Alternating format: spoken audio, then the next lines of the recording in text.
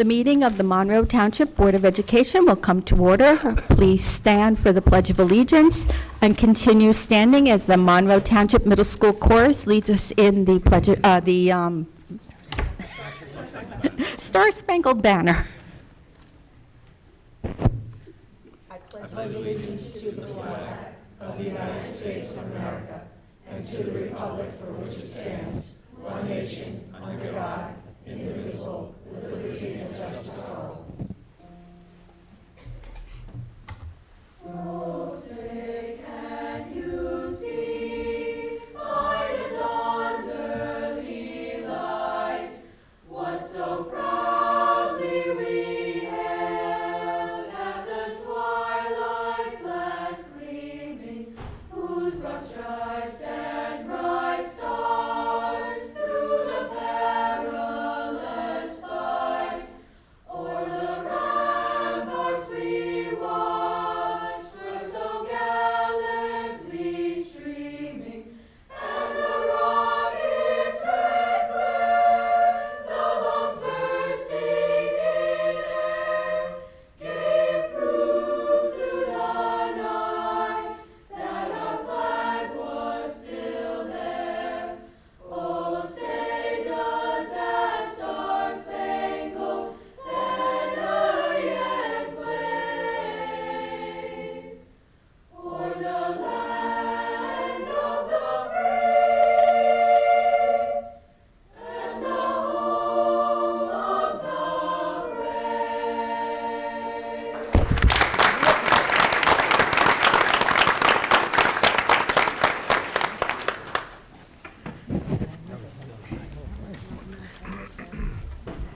Thank you. We look forward to hearing the chorus a little later in our program. Roll call, Mr. Gorski. Mrs. Arminio. I am here. Mr. Chiarella. Here. Mrs. DeMayo. Here. Mrs. Koloponowicz. Here. Mrs. Lang.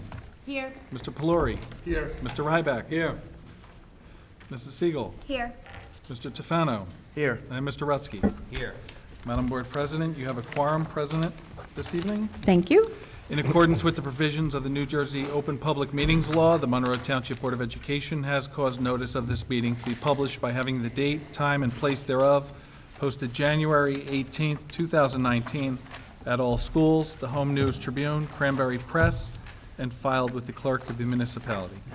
Thank you. At this time, we will go to the approval of the minutes for the Public Board of Education meeting of November 20th, 2019.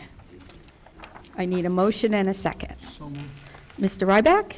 Second. Second by Mr. Mayo. Any additions or corrections to the minutes? Okay, seeing none, all in favor? Aye. Opposed? Abstain? Ms. Siegel? Mr. Polari? Abstain. Mr. Tefano? The approval of the minutes for the closed session meeting of November 20th, 2019. So moved. Mr. Ryback? Mr. Mayo? Again, additions or corrections to the closed session meetings? Seeing none, all in favor? Aye. Opposed? Ms. Arminio is opposing. Abstaining? Mrs. Siegel, Mr. Polari, and Mr. Tefano. Correct. Okay, the approval of the minutes for the Public Board of Education meeting of December 19th, 2019. Again, motion and a second. So moved. Mr. Ryback, Mr. Mayo, additions or corrections? Seeing none, all in favor? Aye. Opposed? Abstain? Mrs. Siegel, Mr. Polari, Mr. Tefano. And lastly, the closed session meeting for December 19th, 2019. So moved. These all say 2019 on here. Yeah. But they're, Well, They're let it 2008. be noted in the minutes that we have a typographical error. It should be 2018. I'll correct it. in the Okay, so records. it's the Public Board of Education meeting November 20th, 2018. Yes. Closed session meeting November 20th, 2018. Oh, no, never mind. I'm looking at the attachments. The Public Board of Education meeting is December 19th, 2018, and the closed session meeting is December 19th, 2018, and none of us up here caught it. Madam, we received the proper, on the we received the proper dates on the On actual the minutes, attachments. yes. So if we read them, which I'm sure everyone did, they were correct. It's just on here. Right. So I have a, do we have a motion and a second for? Motion by Mr. Ryback, second by Mrs. DeMayo. Okay. Any corrections or additions? Seeing none, all in favor? Aye. Opposed? Abstain? Mrs. Siegel, Mr. Polari, Mr. Tufano. Okay, thank you very much. At this time, we have two presentations this afternoon. The first one, I will give the floor over to Dr. Albert for an MTEA Pride Grant presentation. So tonight's presentation from the MTEA Pride Grants is the Monroe Township Middle School Chamber Singers Choir under the direction of Mrs. Nina Schmetter. So the Chamber Singers are an auditioned group of singers from the middle school chorus. It includes 6th through 8th grade students, 5 voice parts, and the piece they are performing this evening is Don't Rain on My Parade from the show Funny Girl, starring Barbara Streisand. Some of the 8th graders had requested this, and so they ordered it to perform this year because it's an impassioned song about wanting the chance to succeed. Ms. Schmetter?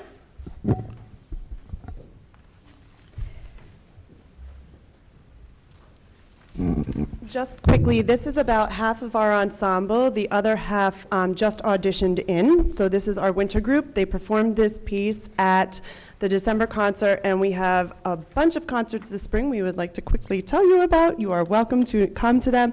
We'll be performing at some of the senior citizen centers in the area in February, and in March we have our district concert here at the high school, March 11th, and we will be performing our regular school concert in May, and we have a special MTEA grant-funded concert that we are going to be putting on in June, where we are bringing a composer from India over to the U.S. to work with our students. He has composed a piece for our students, and we are going to be working with him. So we are super excited, and this is our Don't Rain on Our Parade, selected by most of our 8th grade ladies.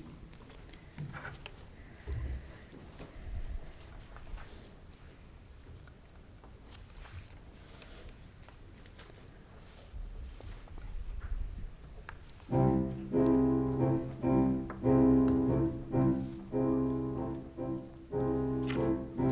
tell me not to live, just sit and watch. Life's candy and the sun's up all above. Don't bring around a cloud to rain on my parade.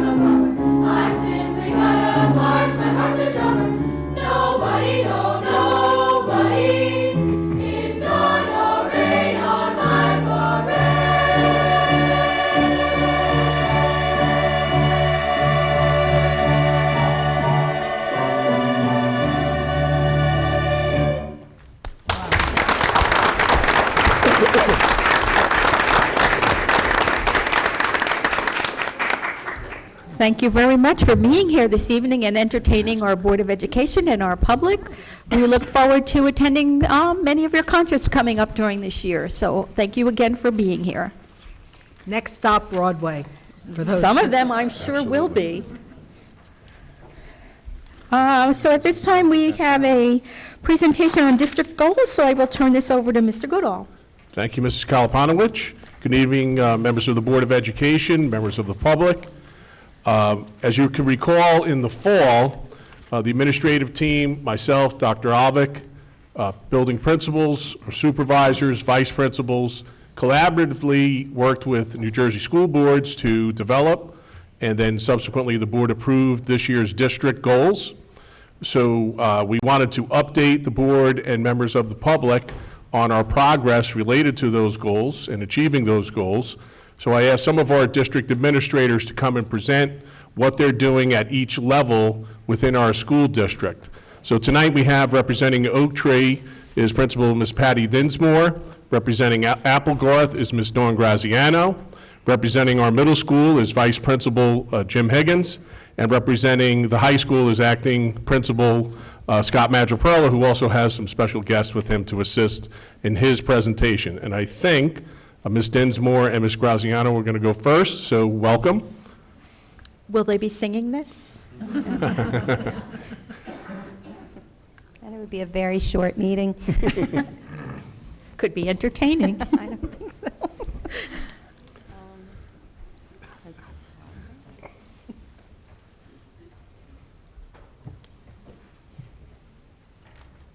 You can see it. It's kind of bright. They'll expand it.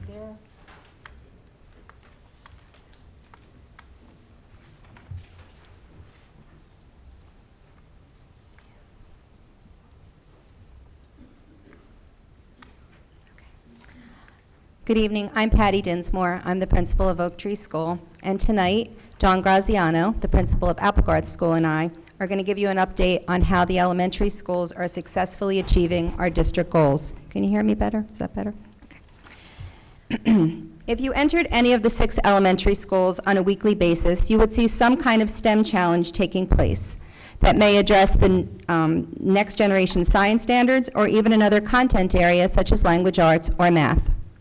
Kindergartners may be constructing a structure for the 3 Little Pigs that can withstand hazardous weather conditions, while 3rd graders are designing balloons for the Thanksgiving Day parade. Planning, collaborating, and reflection are all skills being developed through these engaging endeavors. Makerspace opportunities have been created in each building, whether located in the media center or on rolling carts that travel throughout the building. Parents are also invited to participate with their children in STEM, Makerspace, and coding nights during the school year. Students have also begun to Skype with other schools to plan out fundraising efforts and even communicate with authors of children's books. STEM has become an integral part of our curriculum, and its benefits are many.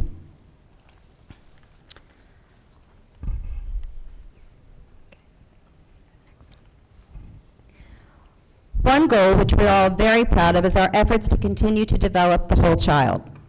While mindfulness may be one of the latest buzzwords that you find on your Apple Watch or in social media, it is truly a reality in each of our buildings.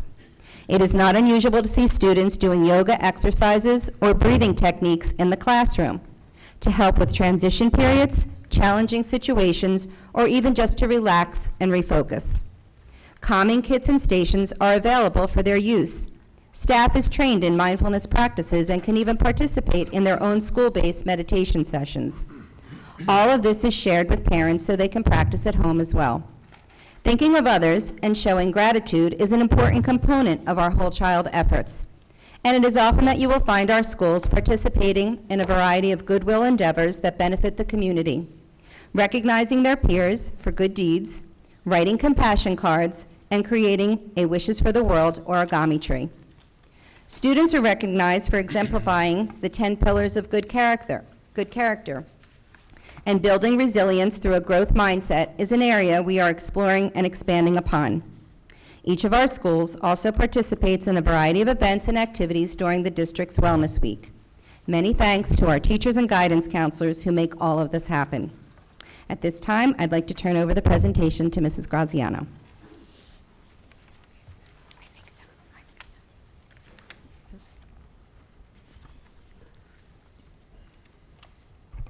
Okay, so another goal is the unified program here, and we have the unified program, in the unified program, we have students from Monroe Township High School who are visiting our elementary schools and working with the self-contained populations each month.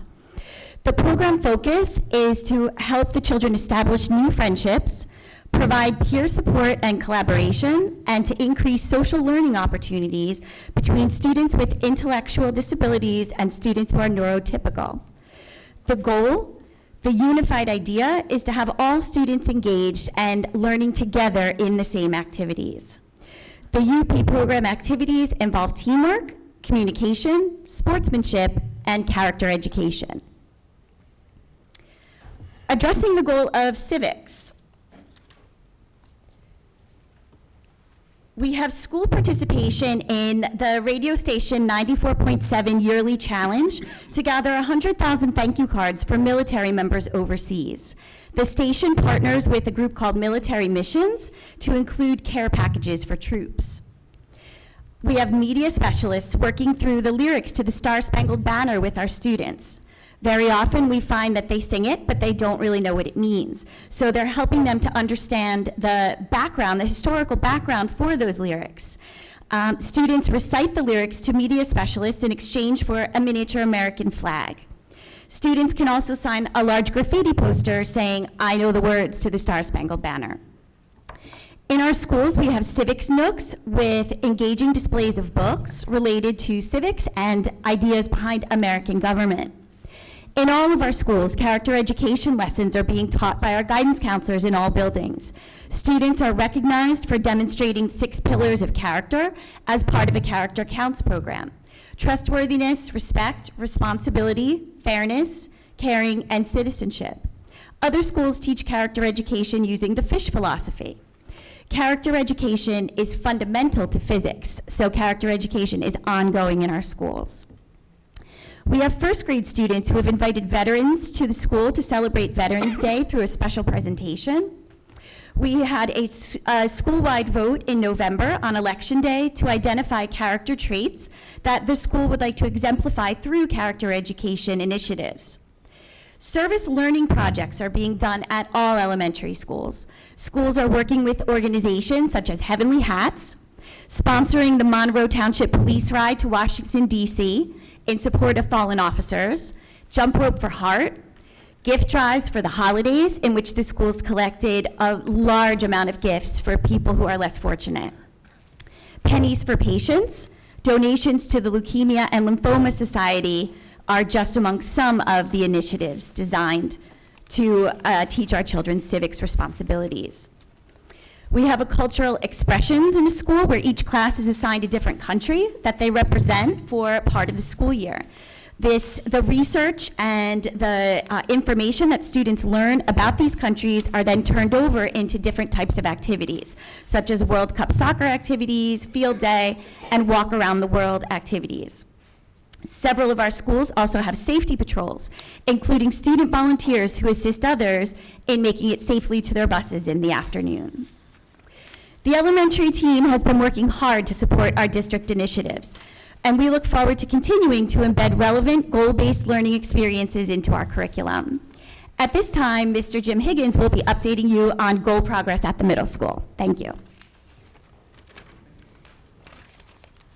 Thank you, Ms. Graziano. You gonna do that? Perfect. I was asked to come here, good evening. I was asked to come here today to update the board and the community on the middle school's efforts in implementing a unified physical education program. We will be called the Junior Pals. This separates us from the high school, which are the Senior Pals, and that leaves the Mini Pals name out there for the elementary school if they want to use it down the road. The middle school is going to be a little bit different because we are actually going to train our 7th graders to be able to interact with our self-contained classes. I'm glad I have my glasses. So people may ask, what is unified physical education and why? Unified physical education is an opportunity for students both with and without intellectual disabilities to interact on a level playing field. They participate in a socially inclusive environment where there is no we, there is no us, there is no they, there is just a we. They're equal in status, they're equal in effort and opportunity. This I'm going to read because I can't memorize it. Special Olympics describes social inclusion as a part of inclusive education that relies on students with and without disabilities having frequent opportunities to interact in and out of the classroom setting. This is a great opportunity for our students, our student body, and our school community to witness firsthand the interaction between their peers with and without intellectual disabilities. This will provide a way to promote acceptance and respect, and also a venue to fight prejudice and discrimination. At the middle school, we always say we don't want to build just good students, we want to build great citizens and great people. Next. The beginnings of the unified program at MTMS. Back in the fall, Mr. Goodall, Dr. Alvick, and Coach Dillon came over and met with the administrative team to discuss how we can best implement this at the middle school. We had some discussion about the hows and whats and logistics. We all know best practices is a great opportunity. Myself as a parent who has a son in this program in his own high school, I see as a dad how great it is for him, how he gets to socialize, takes him out of his core classes, and lets him just experience being a teenager like every other teenager. So we created a middle school team consisting of myself, Mr. Jacoto, one of the other vice principal at the middle school, Ms. Jessica Snyder, a case manager and school psychologist, Coach Kathy Dillon, who is the director of the unified program at the middle school, Ms. Monica Hines, supervisor of special education, and Mr. Greg Byers, supervisor of physical education and athletic director. Where have we been and where are we? Ms. Dillon was, Coach Dillon was kind enough to invite us to witness and observe her unified team at the high school. Back in November, the middle school team went over twice to observe. To be honest, it was a great opportunity for us. We saw a lot of the students that went through our middle school, and when we knew those students, they were quiet, timid, and when we saw them just letting it all loose with their buddies, and it was truly buddies, it was not them and us. Coach Dillon stresses we, and that is what we will adopt, is will be a we mentality, not them and us with our students. But to see what they were doing and how well her senior pals were interacting, it was seamless, and we were excited. We came back. The administrative team met with the physical education department of the middle school. We got some good feedback for them. We said, look, this is something that the district feels is important, but we don't want to do it just to do it. We want to do it with fidelity. We want to do it with meaning, and I'm not going to just rubber stamp something. Let's do it right. So they gave us a lot of good feedback. We then went and we met as a team over the next 3 or 4 weeks in the fall. Coach Dillon was great. She came over whenever we needed her. She was good in pointing out logistical problems that we might have because the high school schedule and middle school schedule is a little different. And we came up with a plan of action, both for student recruitment and program implementation. The first thing that Coach Dillon offered was to come over in December with her senior pals and have lunch with our self-contained students. They came over, we bought pizza. Pizza is the currency of the middle school. Everybody ate. The self-contained students loved having pizza. They're not used to it. They interacted. They did some activities, and the self-contained teachers could not believe how far out of the box their students came. They were interacting. They were talking. Coach Dillon does a great job, and I'm really looking forward to her training us. Last week, Coach Dillon came over twice. We have 600 7th graders, and she brought her students over, her pals, to meet with the 7th graders half and half, Tuesday and Thursday, to introduce the program, to explain the program. Her students spoke on the program and gave them all the ins and outs. Each student brought home an overview sheet to bring home to their parents. Each parent, via email blast, got the overview sheet, and the students were told, if you want to be a part of this great program, we are looking for student leaders, please come and get an application from the guidance department. We gave out a lot of applications so far. Next. So next steps. Currently, we're collecting the applications. Once we feel that all the applications are in, sometime in February, we will be holding screening interviews Nothing major, just to get to know the students. Coach Dillon offered to come over. Ms. Snyder, our child study team member, who also case manages for self-contained classes, myself, Mr. Jacato, whoever we could, drum up on a given day, we'll meet with the students and we'll identify those students who we feel are the right fit.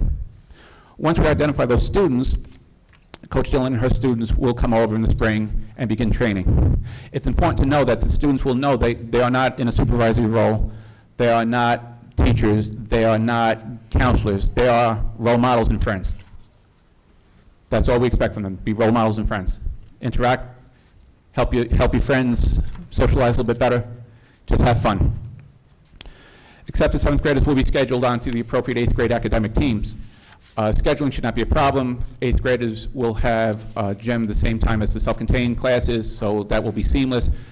The students who are in the program, schedule will look no different than if they were not in the program. So that is not an issue.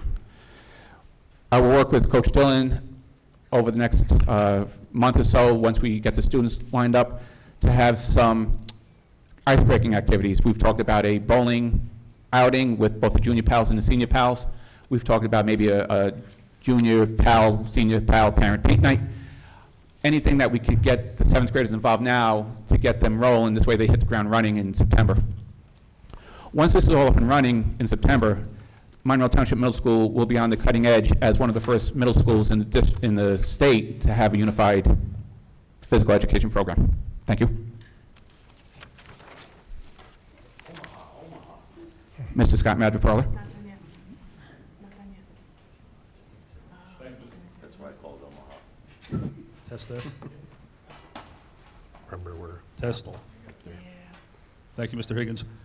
I'm Scott Madripola, acting principal of Monroe Township High School, and on behalf of the staff and students of Monroe Township High School, I want to thank all of the board members and central office administration, Mr. Goodall, Dr. Alvick, Mr. Gorski, for all you do to support us in all the things that we do, including our STEM initiative that we'll talk about now. And our first slide I'll invite up Mr. Zach Moraldo, our supervisor of robotics and technology, to discuss our first slide. Thank you. Thank you, Mr. Madripola, Mr. Goodall, Dr. Alvick. And I was a little worried when Mr. Goodall said that Mr. Madripola would have some special guests, because I was afraid the room was going to be greatly disappointed when he introduced me. But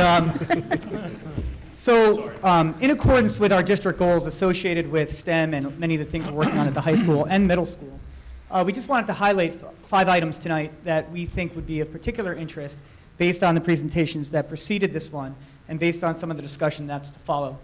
The first item that we're very proud of, we spoke briefly about a curriculum committee earlier this year, was the Autodesk Inventor and Autodesk Rivet certification programs that we can now offer our students that are in our engineering programs at the high school. These are transferable certifications that they can carry with them into work or the industry, and all of these programs are very applicable in entry-level engineering positions. So we're very excited to offer that to our students this year, that any students grades 9 through 12 can now complete our course and have the opportunity to take these exams and walk out of our school with these certifications.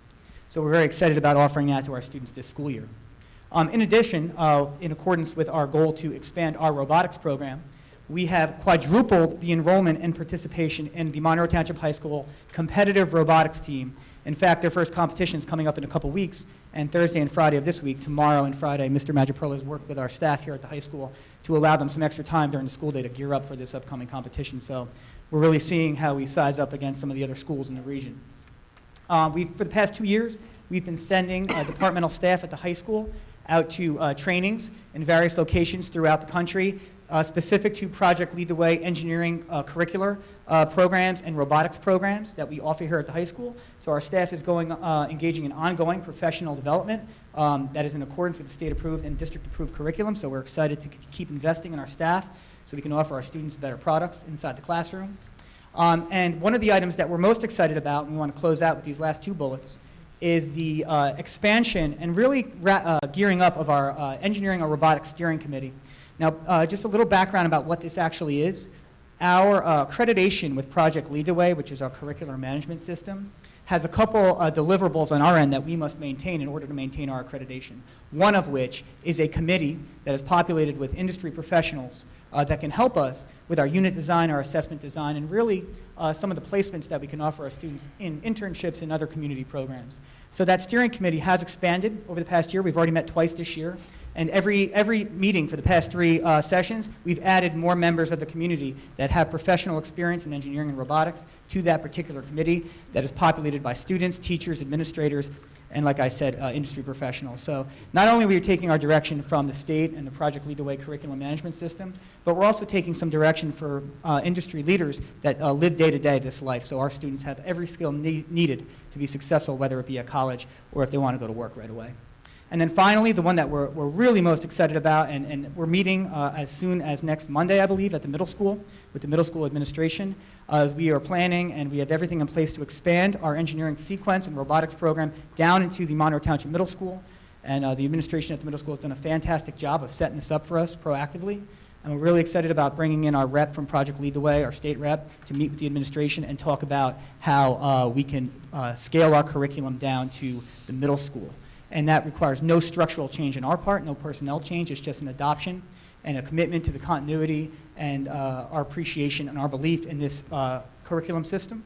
And it ties directly with what we're trying to do overall with our STEM goals in the high school and the district. So we're really excited about that.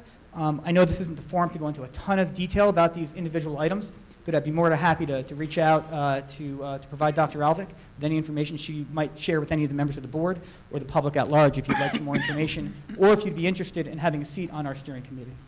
So at this point, I'd like to thank you, and I'll turn it over to Mr. Madripola. Thank you, Mr. Moraldo. The Monroe Township High School STEM Academy, Progress, Development, and Opportunities. So this is our second full year of our STEM Academy at the high school, and we have a junior cohort of students and a sophomore cohort of students, along with teams of teachers that are working through the STEM Academy experience, which is encapsulated with this slide.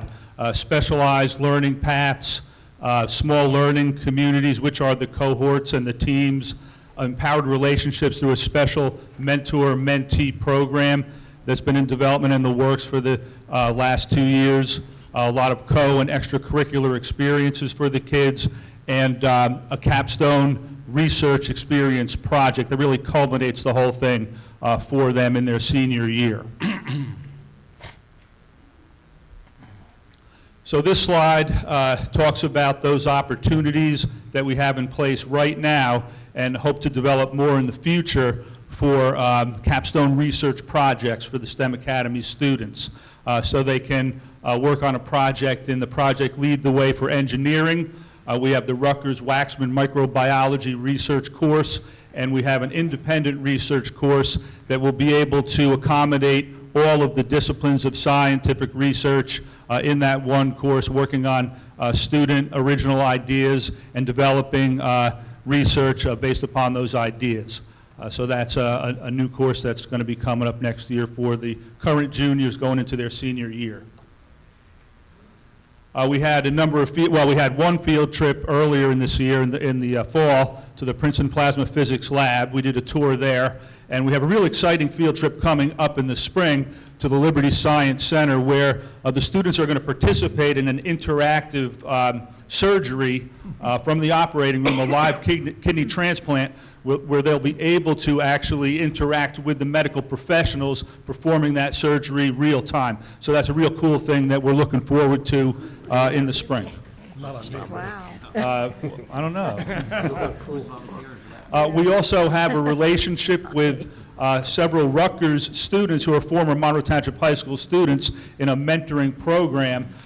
They come in and they talk to the kids about, the nuts and bolts of university and applying to college, and things that they need to consider when moving through the university experience. And also this year, something real exciting, they're acting as liaisons between us and the university professors to bring them in to do mini lectures on their research. So far, this year we've had 2 lectures from 2 of the Rutgers professors.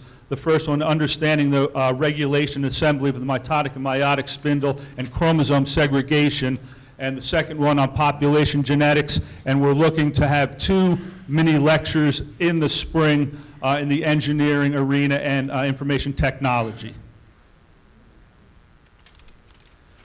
This year, we've really ramped up our Academy Resources Committee, which are staff members that are actively working on developing internship experiences for the 11th and 12th grade cohorts. That's one piece that we feel is extremely valuable to the experience of the students moving forward, to give them that competitive edge, getting into that good college, real life experience in the field that they wish to pursue in college and beyond. And you'll hear from a couple of our students in a few moments about some of the things they're thinking about in terms of, and some of the things they're doing with their internships right now.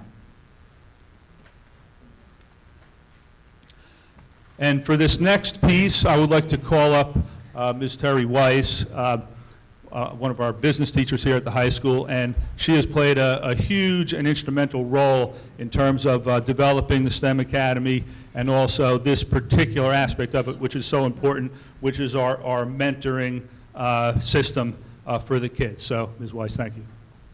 Thank you. And thank you for the opportunity to hear what we're doing here at the high school. The mentor-mentee experience is something pretty unique. We're providing a one-on-one experience for students in the STEM Academy and a few students outside of the Academy that are interested in this program to be able to take a relationship and give it some deeper meaning. So there are 34 students right now that are part of this program and 15 faculty members. And those 15 faculty members do not just have a STEM background. They come from all areas of the curriculum. And what's most important is that we're providing them with a one-on-one experience to help them understand and validate their career goals, understand what kinds of opportunities they could be pursuing, volunteer experiences, work experiences, to try and get to put some information in their digital portfolios that will showcase them in their best way, both professionally and for college pursuits. They help them one-on-one with their portfolio, giving them feedback and insight. How does it look? What pieces might be missing? And this is invaluable because they're seeing something that will translate to the future for them. In addition, they have the opportunity to begin networking. It's not easy for a student to know how to walk up to an adult, shake their hand, and engage in a professional conversation. So one of the things that we've done is we've provided workshops in both the fall and the spring, and some of the topics that we talk about is being able to network. And in the fall workshop, 2 things that we did in particular was we taught students how to extend a hand, introduce themselves, and have an engaging conversation, both being able to share some of their skills and attributes with that person, and also be able to develop a relationship that they could nurture in the future. In addition, we use that as an opportunity to have students who were in the 11th grade cohort demonstrate their digital portfolios so that the students that were newer to the program got to see what they should be aspiring to. At this point, I'd like to turn it over to Ms. Sharon DeMarco to speak a little bit about that portfolio development, because it happens more than just between the mentor-mentee.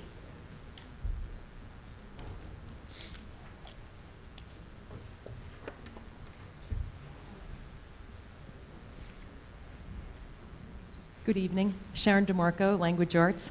I teach these STEM language arts classes, and you may be wondering where arts fits in the whole STEM process.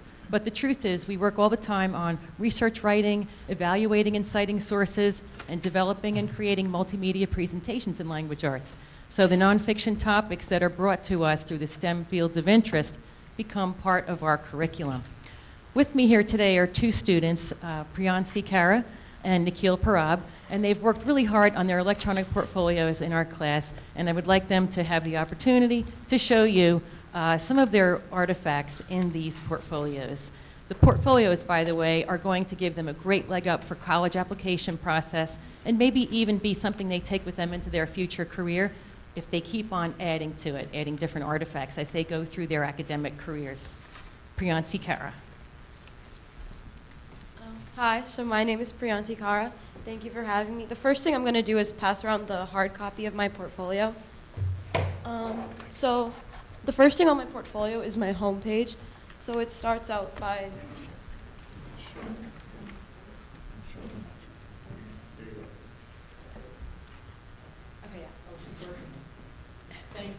so first thing on my homepage, I'm introducing myself and putting a link to my resume. So it's the first thing that people can see when they click on it. As you scroll down, the next thing is a video introduction that we had to film for our LAL class and input into our portfolio. As you scroll down further, I'll have pictures and explanations of different things that I've done and I feel I've accomplished over my freshman, sophomore, and now junior year. Some of the things I have are a 3-week residential camp that I did in Boston for biomedical and surgical research. Another thing is I do dance outside of school, which I've been doing for a while, different competitions and recitals. I have volunteering at Central State Medical Center, which has taught me different skills and aspects of the medical career. I have a picture with the mayor from when I had my interview for the STEM Academy. And I have the Medical Explorers logo, which is also at Central State, which is a once-a-month meeting that teaches you different things about the medical field and different topics. After my homepage, there's different pages in my portfolio which have different artifacts that we've worked on over the summer. There's my resume, possible careers, our research projects, internships, achievements, career exploration. So in my research tab, we have all the things that we've done throughout our sophomore year. In our sophomore year in LAL class, we explored different topics and aspects of the medical career that we were interested in. So a couple of things that I worked on was a video for leukemia, osteogenesis imperfecta praeses, end-stage renal failure praeses, 2 different presentations on hemophilia and ulcers. And towards the middle of the year, around now, last year, we worked on research, career research essays. And I chose to write mine on fetal surgery because it's something I'm very interested in. We've done career exploration last year, and this year we plan on actually doing our own individualized research in AP Chemistry and Physics with Dr. Panglos. So in AP Chemistry, we're working on, basically it's just one project, which is going to end up being our final project for this year. My group is working on does chewing medicine affect your gastric pH? And next year and this year, we're working on a project for physics, which is going to be how to build a better battery for drones, which is going to be a carrier drone with smaller drones inside, and see how we can use that with robotic arms and how to build it and use it by utilizing energy efficiently. After my research tab, there is my internships tab, which I have all my information from when I volunteered at Central State Hospital. I started volunteering the summer before my sophomore year, and I have 3 different positions which taught me different things and showed me different aspects of the medical career. It spanned from how to use different technology and how to deal one-on-one with patients. The most meaningful job that I had was one where I had to watch dementia patients and kind of keep them busy so that I guess they're away from what's really going on. Yeah. Yeah. That's it?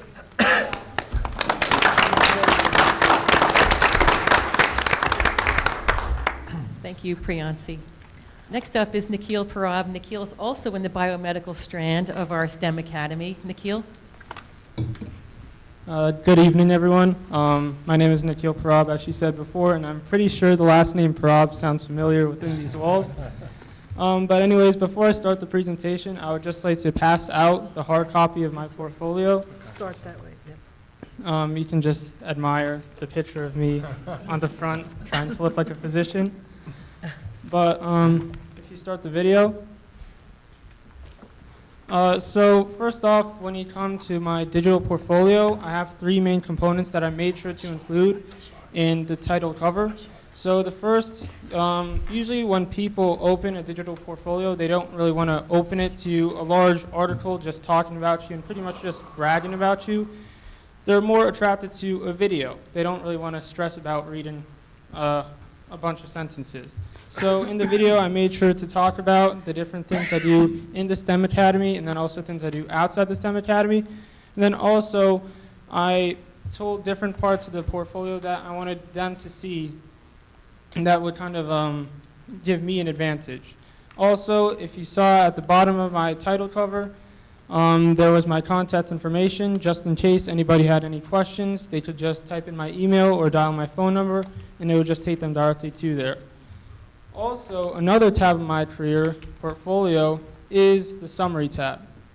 So I made sure to include this because everybody isn't going to have the time to go into depth about each of my different artifacts. So they can just read this tiny little paragraph about me, get a gist of who I am, and again, there's my contact information, and if they have any more questions that they wouldn't be able to get the chance to see, they can just call me. Now, while I would love to spend hours talking about all my different artifacts here, I have limited time. So here, they just showed the different categories I have in my career portfolio, but I'll just pretty much give you a rundown summary of each of them.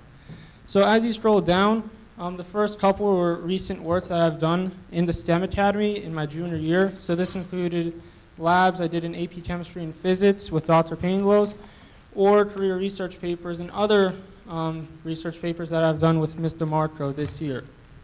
Also, I included career information that showed my knowledge about the surgical field in general, and that also shows that I'm open to taking any profession in healthcare because I want to do it and I aspire to be in it. Another thing that is extremely important is that I included my research that I've done throughout my sophomore year. So it'll pretty much go into depth about that. But one of the main things that I made sure to include was the research I'm doing with Dr. Pangloss. So this year I have two different distance research projects. I have the research in AP Chemistry, where we will be studying the dissolution apparatus of generic drugs versus the name brand drugs. And then also we have the physics research projects, where we'll be analyzing data about atherosclerosis and heart rates. But anyways, on this page, it shows my different extracurricular activities. So one of them is EMS, another Central State volunteering, and then another one is tutoring at the Monroe Township Library every week. But now they're going into the research. So the first thing that pops up is the career research paper I wrote about in the LAL last year. This pretty much showed the outcome and outlook of general surgeons in the United States. And then the second one is on the screen. It's showing the different research topics I chose to investigate in my sophomore year of the STEM Academy.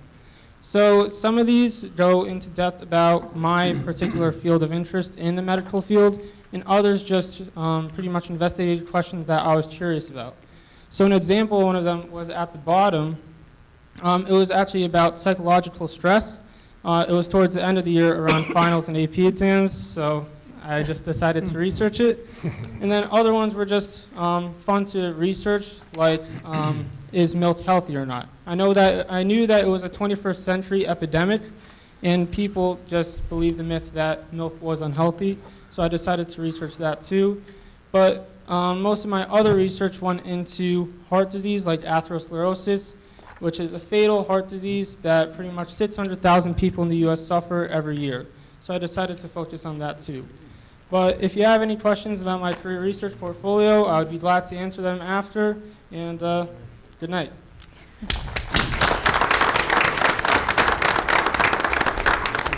Thank you, Nikhil. So that wraps up our presentation, unless anybody had any questions for the kids, or we can move on. Mr. Ryback? It's not a question, but after listening to these two students, as well as the chorus, I have to say, I think that we're in pretty good hands for the future. It's very impressive, all of them.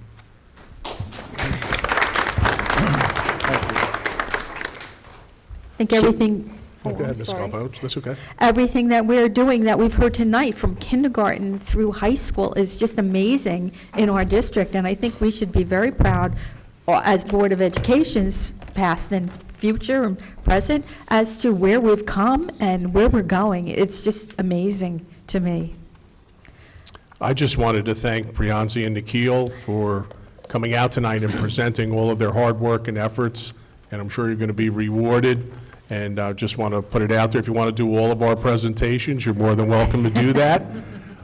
But I think you're going to reach great heights. And I just want to thank the administrators who are out here tonight facilitating all of these activities from kindergarten through 12th grade.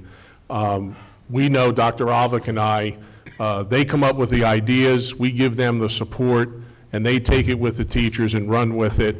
And I think it's important that, although we spend time doing the presentation, that the community out there and the board sees what the return on investment, all of these programs and courses that we do, projects and internships, and inclusive of students with disabilities, and our efforts to include civics, all of our district goals that we laid out for this year, starts with the leadership from our building administrators and supervisors, teachers like Mrs. DeMarco and Ms. Weiss. So I just wanted to thank all of them, Mr. Madriperla, Mr. Higgins, yes, Mr. Moralda too, Ms. Graziano, and Mrs. Dinsmore for coming out tonight and showcasing what we're doing in our school. So thank you very much.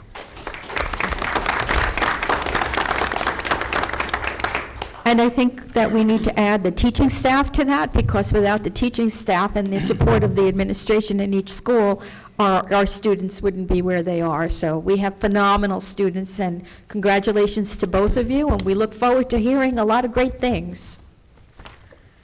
Okay, so at this point, student board member report. The Monroe Township High School Drama Club held their annual murder mystery show last week. Also, there was a lot going on with clubs. Model UN Conference was held the first week of January. Many students were recognized for their excellent performance in their committees. Also, several students attended the DECA Regional Conference and will be advancing to states held in March. Lastly, teams of students from FBLA will compete in the JA Titans Regional Round in Princeton next week. Thank you. Okay, thank you very much. Committee reports. I know a new year, new committees, so does anybody have a committee report they would like to report this evening? Mrs. Lang. Hello. So we had our first policy committee of the year, and first I'd like to introduce who are the members of the policy committee. So the chairperson of the policy committee, we have Ken Chiarella on policy, Rupa Siegel, and Peter Tefano. And we at our policy meetings, Kathy Koloponowicz is at everyone, and Mr. Goodall and Mr. Gorski. So we had our first policy meeting, and the way we started this year is that we started by going over an overview of the definitions of what policy is and what policy isn't. So we talked about, and Mr. Goodall helped to clarify it, what is a bylaw? So the bylaws are the rules of operation that the Board of Education has to operate under. A policy is the formal statement adopted by the Board of Education which recognizes what the mandates are or the constraints of the law. So it sets what we have to do in the policy. And our policies are practices and standards that are binding on staff members, on students, on board members, so that this is how we operate. Regulations come along with policies. So once policy is set, then we have regulations, and that mostly falls on our superintendent. Regulations are how are we going to carry this out. So if we have a policy in food, say our wellness policy last year, then the regulations that go along with it say these are the steps that we're going to take to make sure that the policy gets fully instituted and used properly throughout the year. When we get policies through a number of different ways, but most of the time it's because the state of New Jersey has changed legislation. They've changed the laws that deal with education. And when they have changed the laws, we have to have policy that reflect the laws. And those policies are called mandated policies. When a mandated policy comes up to the Board of Education, we can't say no to it. We can't say we're not going to use this policy. We can tweak the policy to make it more applicable to our township. We can do little changes, but the fact of the matter is mandated policy are policies that are given to us by law, and we have to get involved. There's not a whole lot of controversy with those policies. So that was the first part of our policy meeting. The second part of, the next part of our policy meeting, we talked about, there was a policy that was passed in the fall. It was policy on the use of physical restraint and seclusion. What happened is that we passed the policy, it was a mandated policy, but regulation wording had changed and what the state, how the state wants it to be regulated. So tonight, you're going to see the board re-vote to accept the regulations on that policy. We also started a discussion on something that is very prevalent in schools at this point in time and really needs to be addressed, and I was so happy that Mr. Goodall brought it to my attention, because when we had our policy meeting on the 15th, on the 8th of January, I attended a class on vaping. And I know people think, oh, vaping is not so bad, vaping is okay. It's not.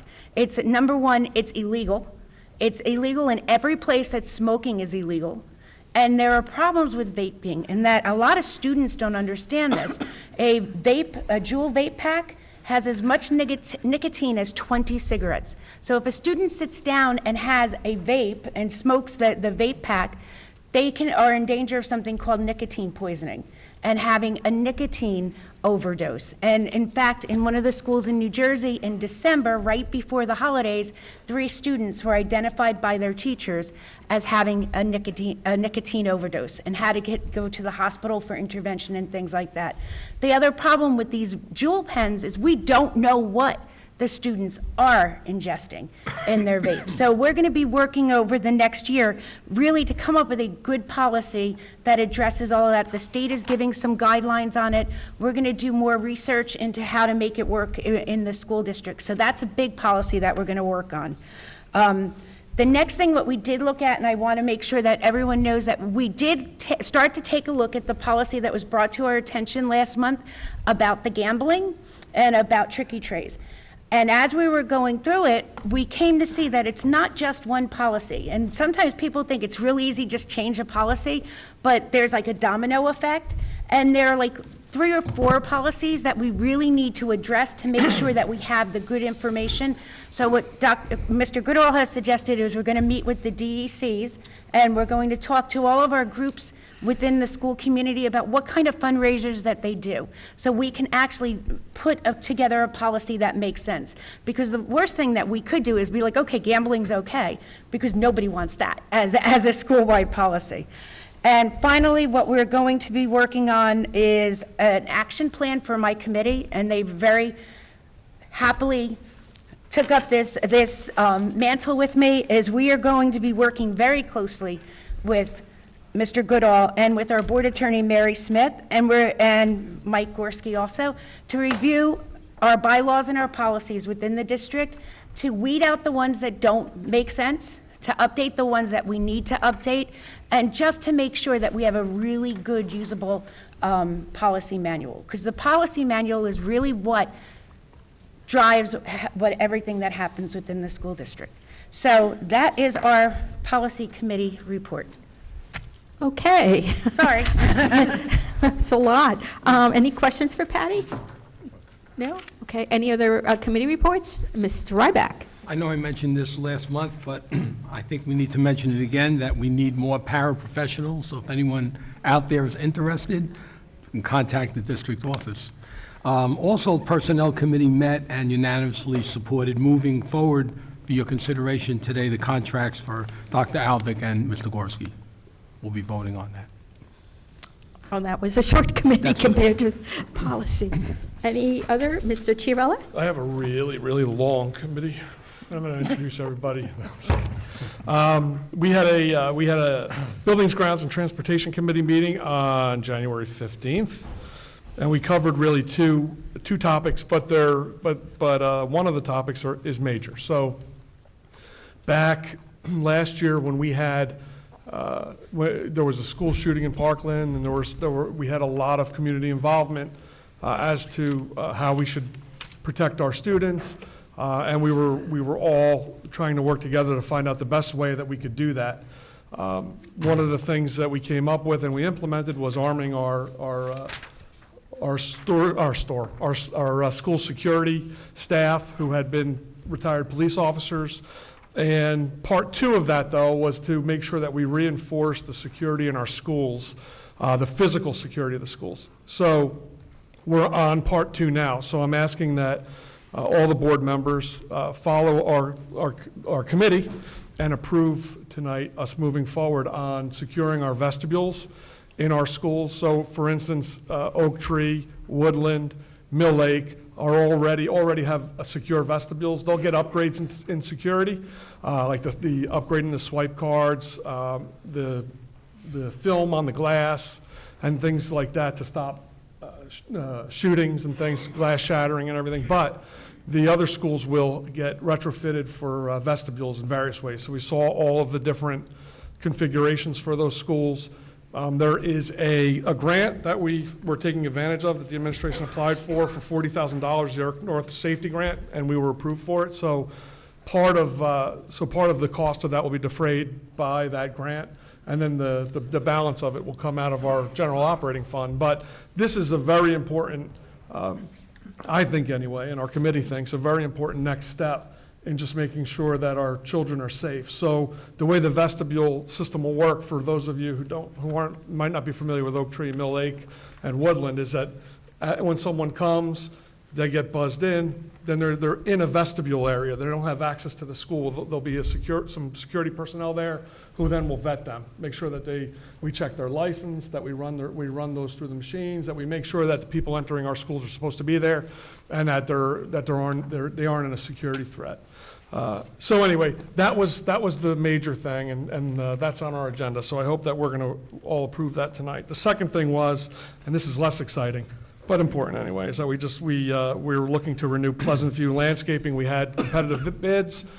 Pleasant View still came in as the lowest bid. We had a challenging year with a lot of rain. We had a ton of rain this past year, which really wreaked havoc on our fields and our lawns and things like that. But I think they did a good job of keeping everything together and keeping us maintained. So we're asking that we renew them also. That's it. Thank you. Any questions for Mr. Chiarella? Any other committee reports? Finance?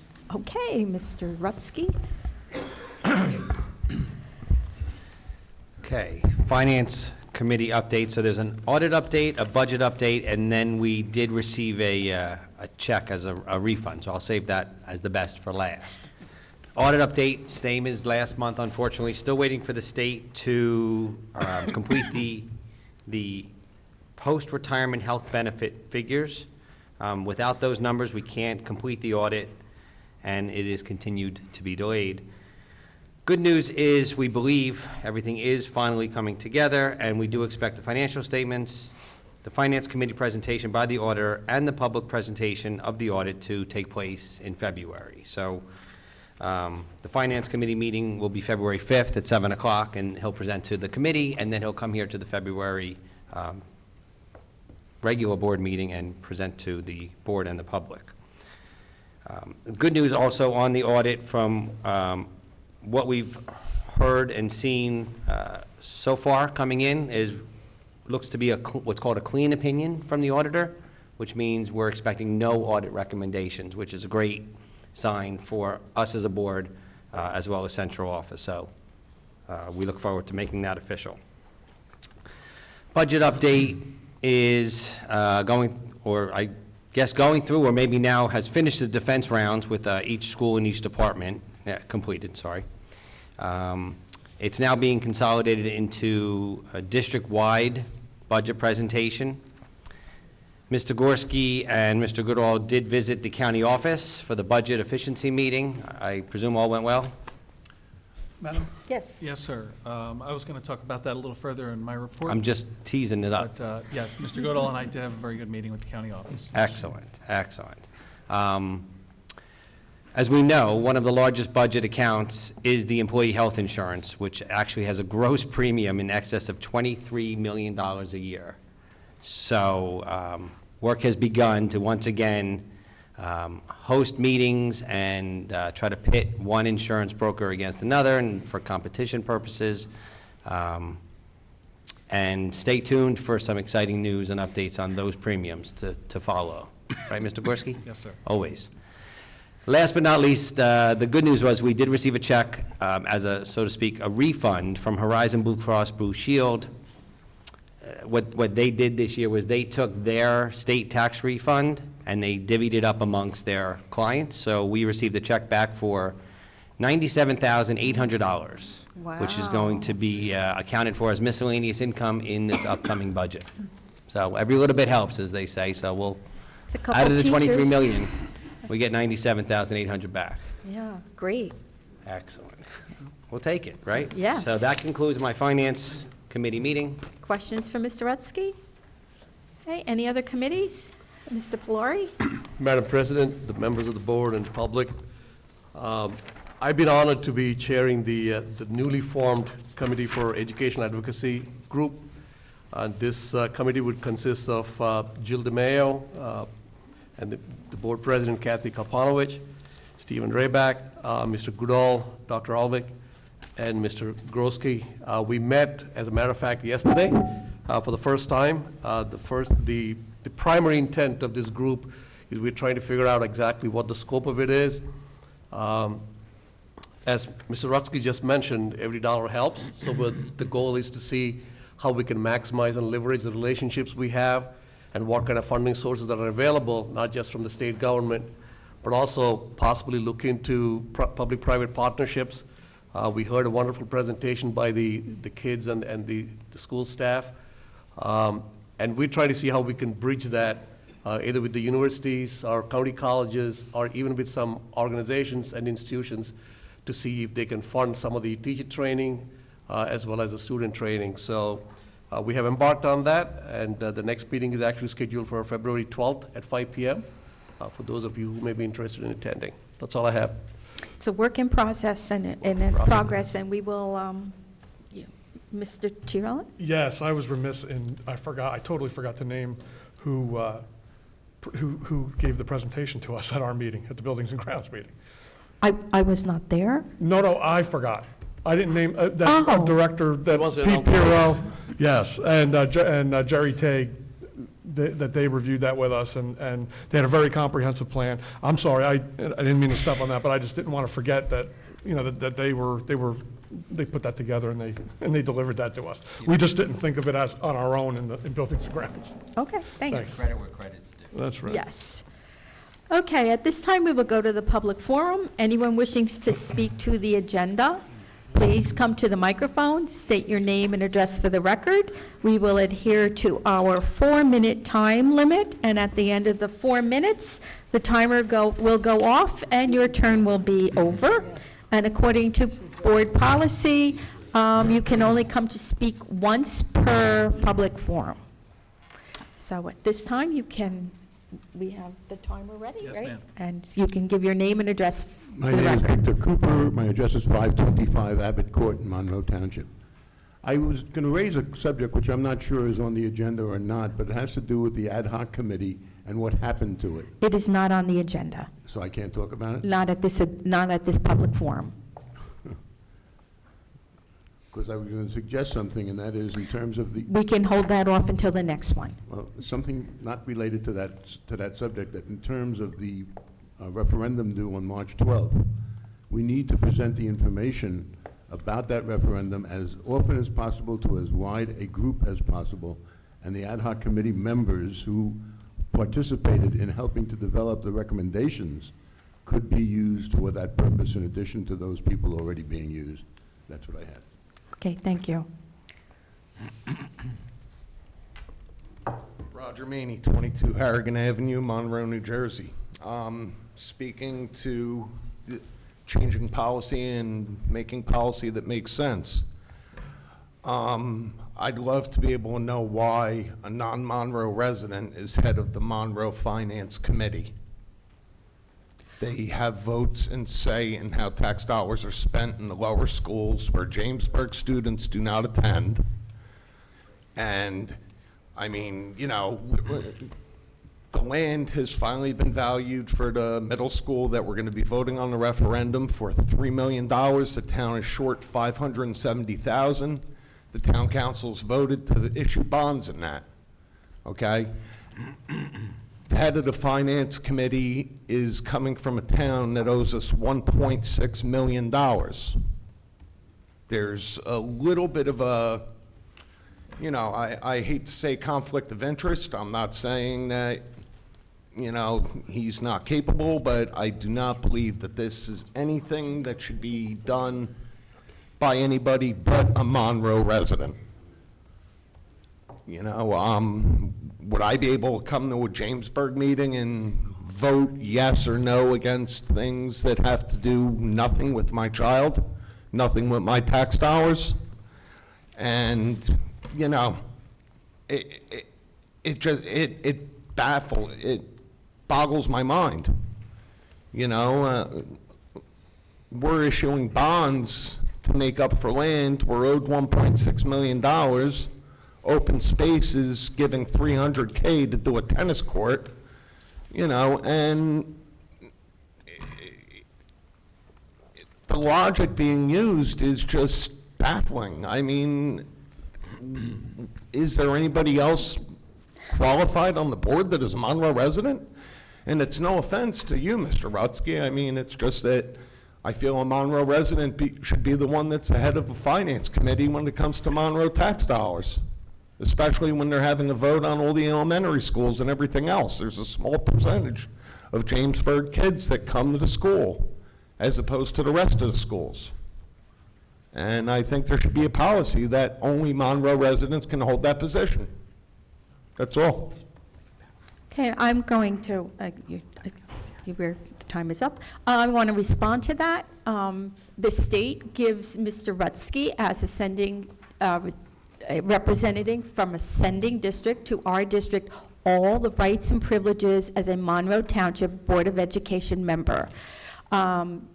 He has a finance background. He's been the finance chair for the past 2 years. We have asked the question of our board attorney. We've also gone to school boards to make sure that that has been okay with school boards. There is absolutely no reason for Mr. Rutsky to not chair any committee on the Board of Education. I felt with his experience in finance and his knowledge that he would be the best fit for that committee, and I stand by that decision. Anyone else from the public? Prakash Parab, 33 Dana Drive. Great programs, very happy to see the children participation today. My son has been here from kindergarten and now he's in 11th grade, and I have seen all across, you know, how good the teachers, administration, staff, and BOE, we come and argue, but you know, our heart is there for all of you all. I've seen it, and I've seen the improvements in the school.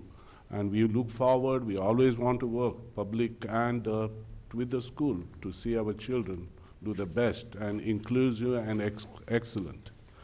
Now coming back to the agenda topics, in the agenda is referendum, is one of the most important. As BOE students' enrollment projection, both new middle school and expanded high school. When we look at the projections, we see that by 2022 or 2023, when the new school, middle school, and high school will open, if the referendum goes through, they will open at over capacity. So both to the capacity, I will sit with you. Anyone got a table? We can talk about it. That's a fact. They will open to the capacity or over capacity. So both schools are very important, high priority. So I also talked last time, having these restrictions of selecting, if only proposal 1 passes, those only proposal 2 will pass. So there where I'm just confused. We support both. I think we want to lobby yes for both. Because what happens if the proposal 1 fails? We are done. We are back to 0. So give a chance for the taxpayers to vote and decide what's the best. This is a democratic process. Which wins, move forward. At least one of the 2 I'm ready to take. I want both to win, but I don't want to see that we go back to 0.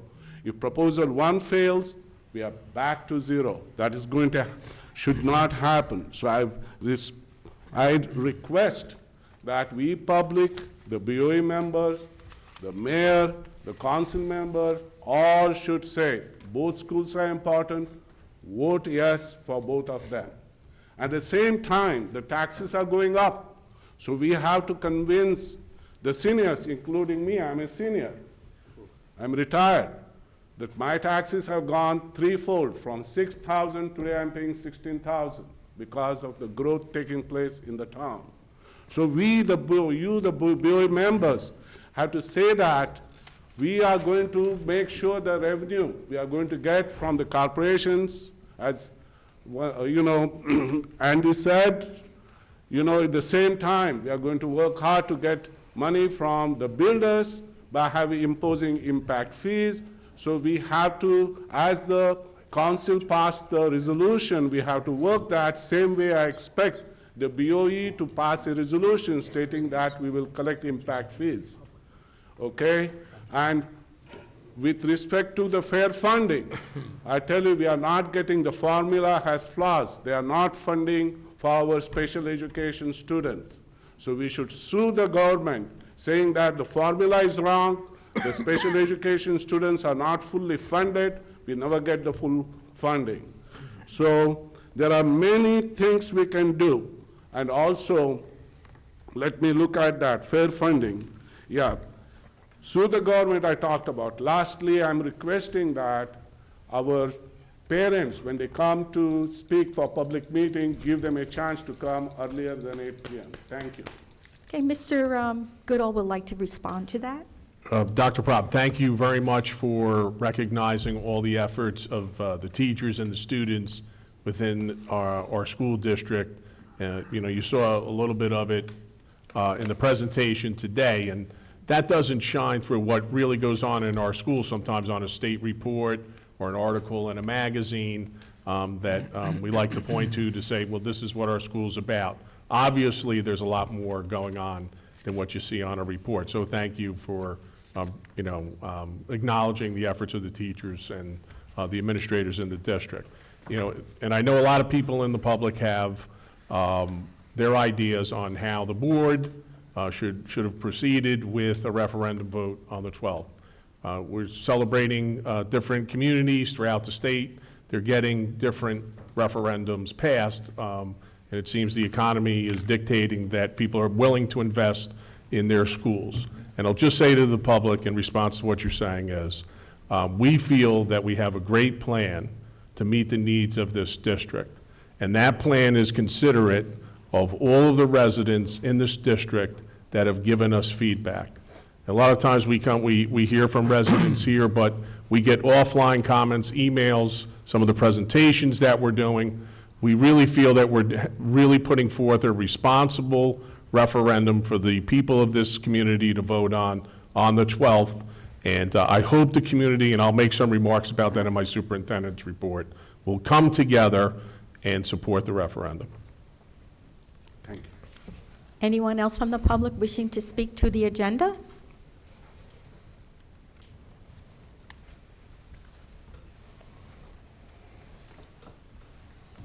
Good evening, everyone. This is Shekhar Kakarla from 2 Monticello Avenue, Monroe, from the Archers community.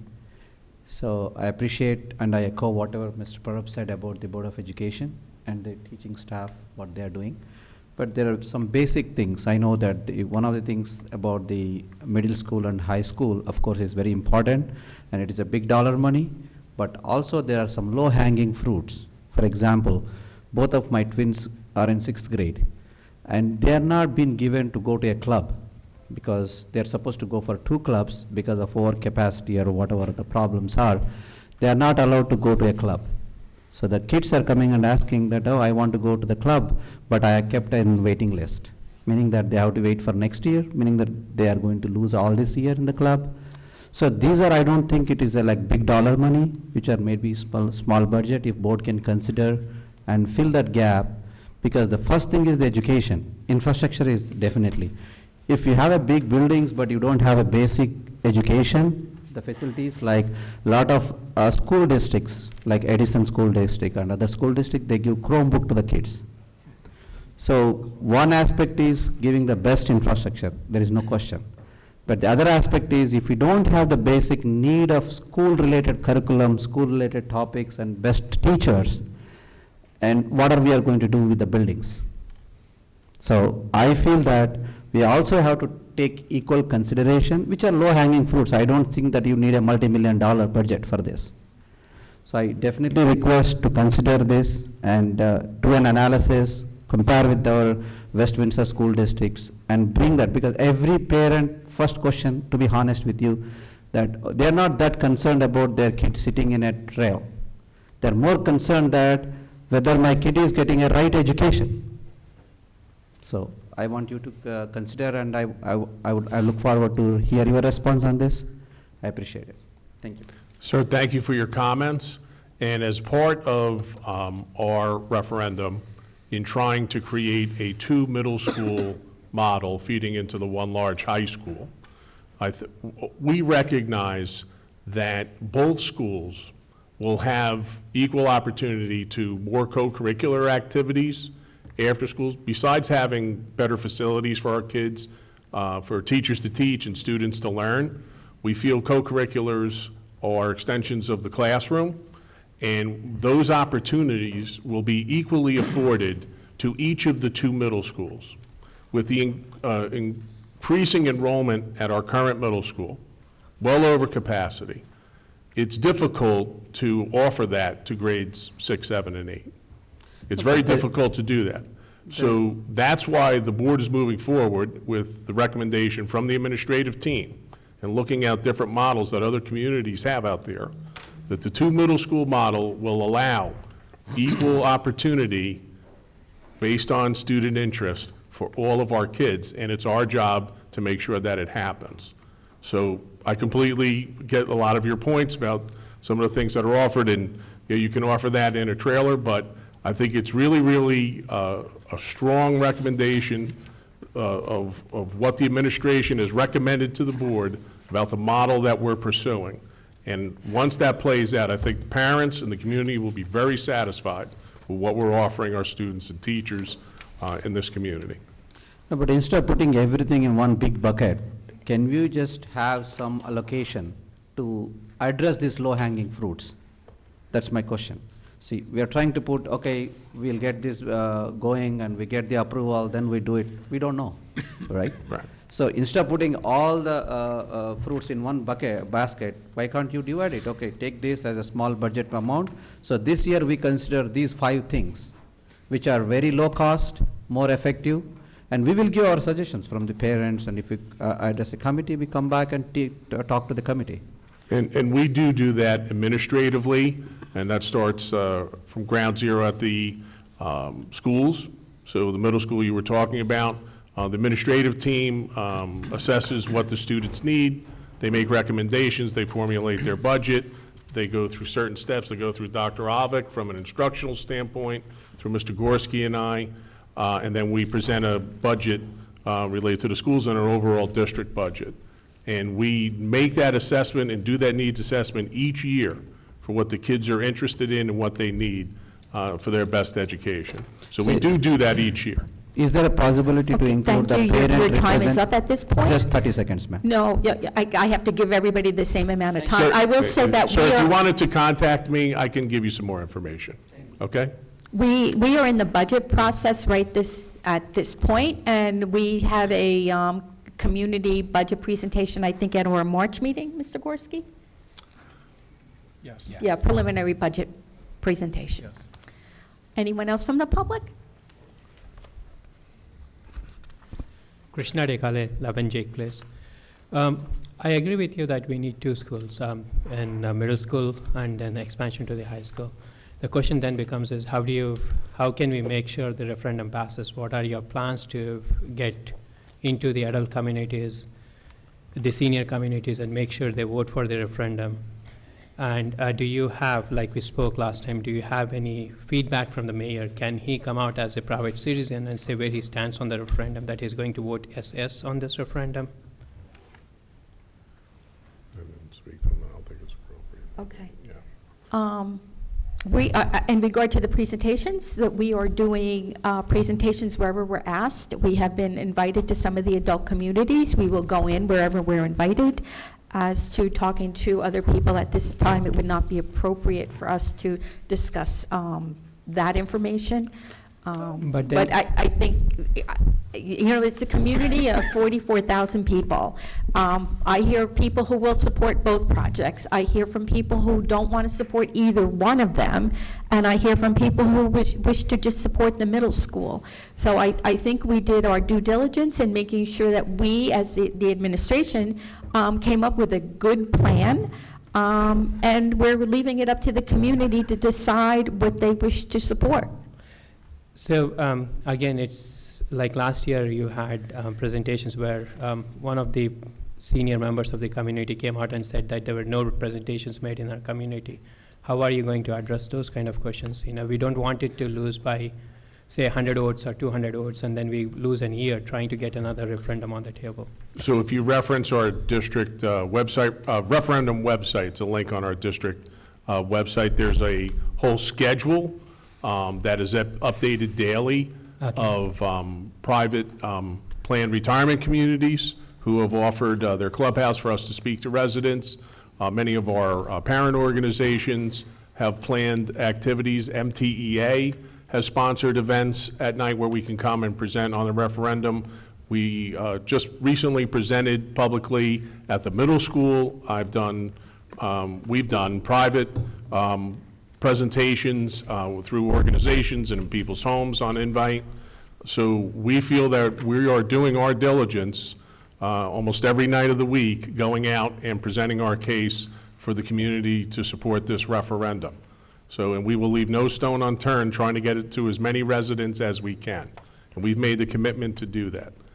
If you know of any organization, or if somebody wants to host a house party or something, somebody will be glad to come and talk, and that's what we want to do. Reach out to as many people as we'd like, or that could get them information, the correct information, and let everybody have the information they need to be an informed voter. And again, can you ask also the mayor to write letters in support of the referendum as a private citizen? I can't speak as to what the mayor is doing at this point. But at least you could have mayor in our corner, right? We could have the mayor. Mayor in our corner for the referendum. You might want to go to a council meeting and ask the mayor himself. I don't see that the mayor wouldn't support this, but I don't speak for the mayor. Okay, and then can the BOE members at least come out as private citizens and say, you know, this is how they're planning to vote on the referendum, and here are the reasons why people should be voting this way. As private citizens, you could always say that. Can you repeat? Well, we're limited to, you know, we have limits to what a Board of Education and administration could say to a public. Obviously, putting out a referendum question and laying out presentations, we're showing the public what the needs are for the district. So our presentations consist of what we feel are a bit of a history of where we are, where we were and where we are now, and some financial information, some statistical information, if it fails, what you might have to pay for additional portable classrooms, things of that nature, and also giving direction on how to access our social media sites. So, you know, we think we've been pretty thorough in how we're addressing the community, but also we have to be respectful of people's right to vote, you know, the way they choose to vote. So we try to give out as best information as we can to have our citizens make an informed vote. Okay, thank you. Thank you.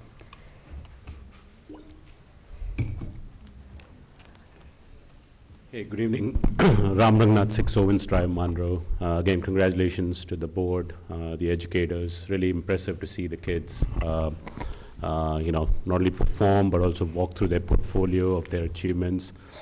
So it gives hope to a lot of us who have younger kids and will be going through the school system. A couple of points, maybe I can re-emphasize what Krishna was asking.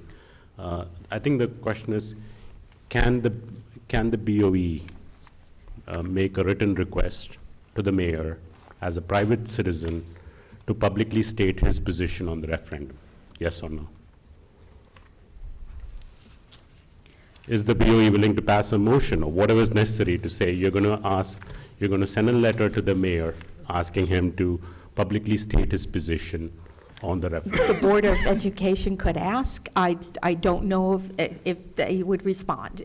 That would be up to them. Great, that's fine. I mean, you have no control of that. But No. what you're in control of is actually making a request of him officially. Can that be considered? We could do that. And then the second piece, I think what Krishna was trying to ask is, each of the BOE members except Mr. Rutsky, you're all private citizens of Monroe. So will you be open to writing a letter to the editor or a private letter stating your position on the referendum, your individual position on the referendum? A Board of Education member could do that, but they're not acting as a board member. They would have to act as a private citizen, and they could write a letter in support or not support. The Board of Education could not take a stand one way or the other. Okay, so again, as a member of the public, we are officially requesting all the BOE members who are Monroe residents as private citizens, could you please issue a letter declaring your position on the referendum? We would appreciate that. Third, Mr. Ryback, on your committee report, it was good you were done in 30 minutes, right? It means the agenda moves faster, but 30 seconds. I was surprised, like, isn't that a big agenda? You probably discussed the contracts. I see some big ticket contracts here for the administrator. Wouldn't you think the public would be interested in knowing, as Ms. Lang very nicely went through the details of the policy committee, similarly, don't you think the public would be interested to know what were the discussions, what was the concern? Particularly, as you know, the member of the public have been aware of some of the background information on these contracts, like it was rejected last year, there was concern. So I just felt that it seemed pretty quick to be passing through that committee report. And I'll take that as you're addressing the chair. We are not allowed to discuss personnel issues. We are not allowed to discuss contracts. I said this all last year when we were going through Dr. Kozak's contract. A personnel committee meeting is closed to the public. The information that is discussed in personnel is confidential and cannot be disclosed to the public. So Mr. Ryback could not give you any other information about the discussion in personnel, but he could let you know that that was on the agenda for this evening. Okay, Mr. Ryback? Okay. Can he respond, or only the president can I respond? don't think that there is anything that Mr. Ryback There's nothing would, more to add. I think that the he president said perfectly. Okay. It just seemed to me, I think I understand you may not want to discuss the details, but procedurally what was done, a few things would have been helpful to the public, given such an impact to us. And then lastly, Mr. Gorski, I think I gave my feedback at the last couple of town halls. I think members of the public have asked. What is missing in your presentation is really the OpEx impact of these two new schools coming up. Could that be included in for your comments. Could that be included in the future presentations? Do you want to do? I missed what you suggested No, should be included because of the beeper. What? The OpEx. There's nothing, no slide on the operational expense Staffing impact in costs? 2022, 2023, when these two schools go up. What is the Yes. operational impact? We Yes. understand that you'll be competing against the other expenses because of the 3% growth cap that exists. Yes. There's no discussion of that in the presentation. Can that be added? The answer to that is, it is, in my opinion, improper to project what the operational costs, which are part of the general fund budget and the general fund tax levy, as part of the bond referendum question. In my opinion, it will confuse the question, it will confuse the voters, and it will blur two different tax levies together. What is important for the voters to see from our presentations is exactly what you're going to be bonding for, which is the new middle school and in addition to the high school, and the amount of bonds needed to finance those projects. That is the bond referendum question. It does not go or speak to operational costs. Those are all contained within the annual school budget, and as you mentioned, are contained very constrictedly in a tax levy cap that in Monroe's case grows about 3% per year.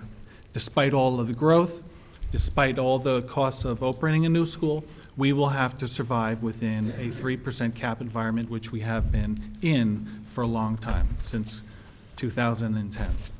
Okay, and I'll let Mr. Goodall respond to some of your other comments. Just a comment referring to, who's supporting it and who's not, and just, watching what happened at Board of Education meetings in the past, and I think it was last September. Mr. Gorski, correct me if I'm not wrong, but this board unanimously, although we reorganized and have some different members, we unanimously supported going out to referendum. So this Board of Education supports this referendum. And I know we have some new members, but the board unanimously went out and voted and confirmed to go out to referendum. So, in my mind, they support it, if you don't mind me saying. Thank you. Anyone else from the public wishing to speak?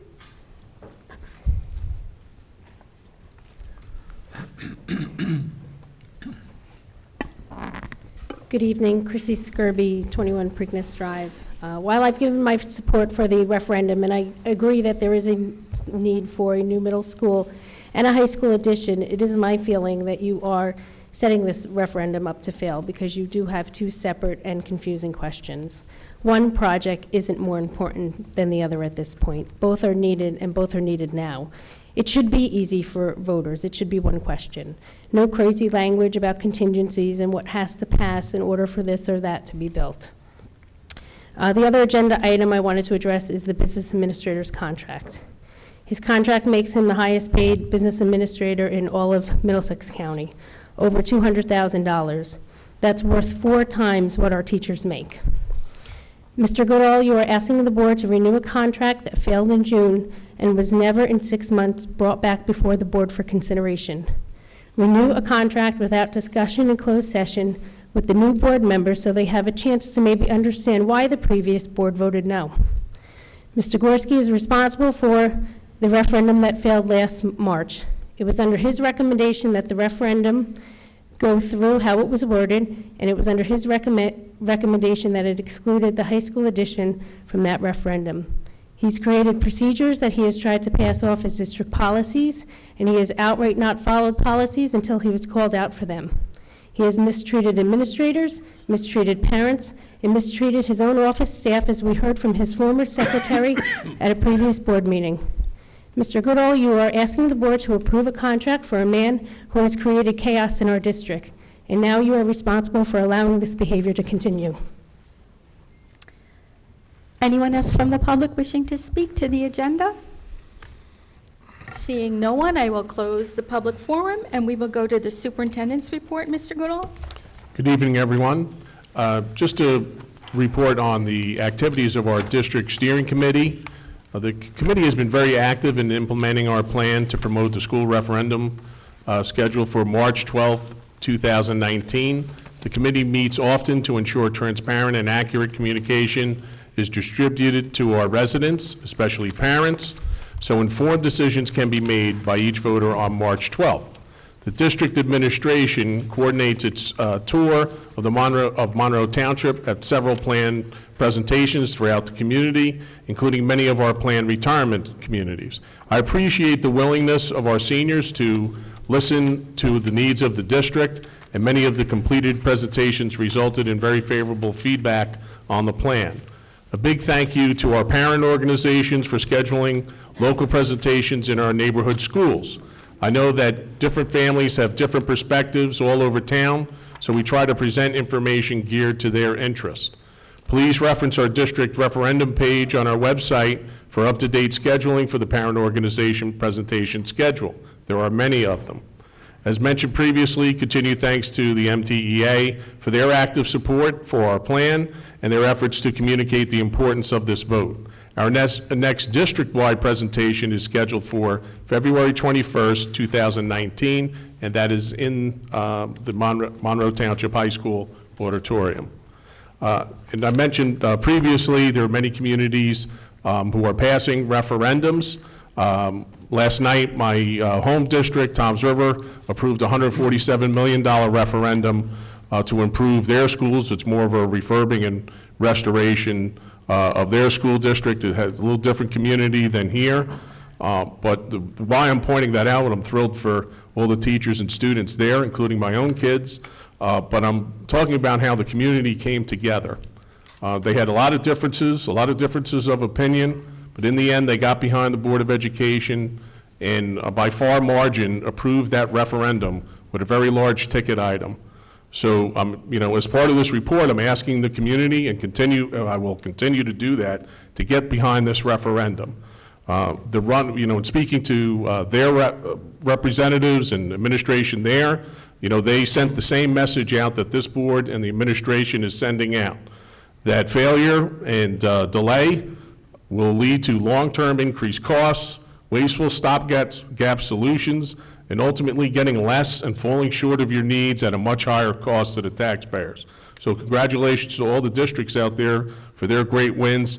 I'm hoping that the community will pull together and we could do the same on March 12th. We continue to encourage residents to seek information on our referendum on our district Facebook referendum page, district Twitter, our mobile app, and district referendum website page. We will be constantly sending out the community updates. Look for these district social media sites for accurate and transparent information on our referendum. Please mark your calendars to make an informed vote on March 12, 2019. I have been updating the community on our efforts to communicate with and be more inclusive of our students with special needs and their families. On all levels in our district, we have made efforts to improve in that area. One of the most important programs we offer is our transition program. Thanks to the efforts of Ms. Ruella, Ms. Hines, our case managers, our transition coordinator, Ms. Erica Friedman, and the teaching staff of Christina Basile, Jeff Shanfield, Jonathan Grasso, and others. If I missed someone, I apologize. The district recently received a rating of 100% compliance from the Office of Special Education Policy and Dispute Resolution from the New Jersey Department of Education. Our staff responded to the need of our high school and post-high school students. In speaking with parents, one of their biggest concerns about their child is what becomes of them when they leave the security of our schools. I know firsthand how hard our staff works to ensure our most challenged students have the life skill set and workplace readiness to live their best life. So congratulations to a job well done from all staff members mentioned tonight. And just to remind the community that our next CPAG meeting is scheduled for tomorrow evening in the High School Media Center at 7 p.m. with a Q&A from me and some special guests I'm bringing along to help reassure parents that we support them. I will also be discussing with them how our referendum affects our programs for these students. And finally, I had some late-breaking news that 4 of our high school students, I don't think they'll mind me mentioning them, Caroline Albert, Simone Gerges, Carmi Romaldo, and Jessica Skuratin's artwork are part of the Middlesex County Tina Arts Festival touring exhibit that can be viewed at the Monroe Township Library until January 31st. I want to thank Mrs. Maria Normick for bringing that to our attention, and she helps those students with their artwork. So everyone, please try and support all of the artists represented at the exhibit, especially our own students at the high school in their efforts in representing Middlesex County in the touring exhibit. So we have a lot of personnel items that need to be approved tonight. So Madam Board President and members of the Board of Education, it is recommended that personnel actions items A through AL under the superintendent report be approved by consent roll call. So moved. Second. So moved by Mr. Chiarella, second by Mr. Rybak. Any comments or questions from members of the board? Mr. Chiarella? I have one comment and I think just one question, but my one comment on your overall report was just that I attended a referendum presentation that you gave with Mr. Tague. You did a great job at that, and I know that wasn't an easy venue. I don't know if we could call it a venue, but it wasn't an easy meeting. I know you got a lot of tough questions, and I was sitting right behind you, so I didn't see any sweat, no stuttering or anything else, but I think you answered the questions. I think you did a great job at that. So I wanted to thank you for being there and doing that. I know it went very late, and you stayed and answered everybody's questions, and so I just wanted to let you know that I was very appreciative of that. Thank you. As far as the one question I have is just under AF, where it says board games. I was just wondering what that is.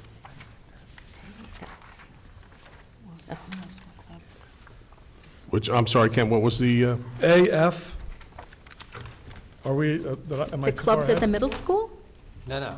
Board games. Board games. Board for games. $44.85 an hour. Oh, it's a middle school club. Oh, it's a club, okay, Right. all right. Thank you. anyone else? Comments or questions? Ms. Arminio? Yes, I do want to make a comment about the two contracts that are on the agenda for this vote. We cannot talk I about, just want to, let me talk finish. about, I just want to. I just want the public to know that once the contracts, the Open Public Records Act says once contracts are signed and they're approved, they are available to the public on demand. They don't even, they may want to fill out an Open Public Records request. However, it's not, it doesn't hold for the 7 business days. Contracts, and I'm talking about all kinds of contracts, any of the contracts that we approve or have approved are open under the Open Public Records Act to the public on request. So in other words, if you go if you email or you go into the board office and a contract has been signed, you should be able to get a copy of that at that moment, okay? Unless it's archived somewhere or something like that. Also, I would have appreciated also a closed session discussion on these two items. And it did not occur. So, thank you. Any other comments or questions? Okay, seeing none, we'll have a roll call, Mr. Gorski. Mr. Ryback? Yes. Mrs. Lang? Yes. Mr. Rutsky? Yes. Mr. Chiarella? Yes on everything, recuse on AH. Mrs. DeMayo? Yes. Mr. Pelori? Yes. Mr. Tefano? Yes on everything but abstain on A and H. A and H. No. A and H? Contract. Is she telling them? AH. Right, AH, that's what I said. Okay. Mrs. Siegel? Yes. Mrs. Arminio? Yes on everything, no on AG, AH. No on AH. Mrs. Koloponowicz? Yes.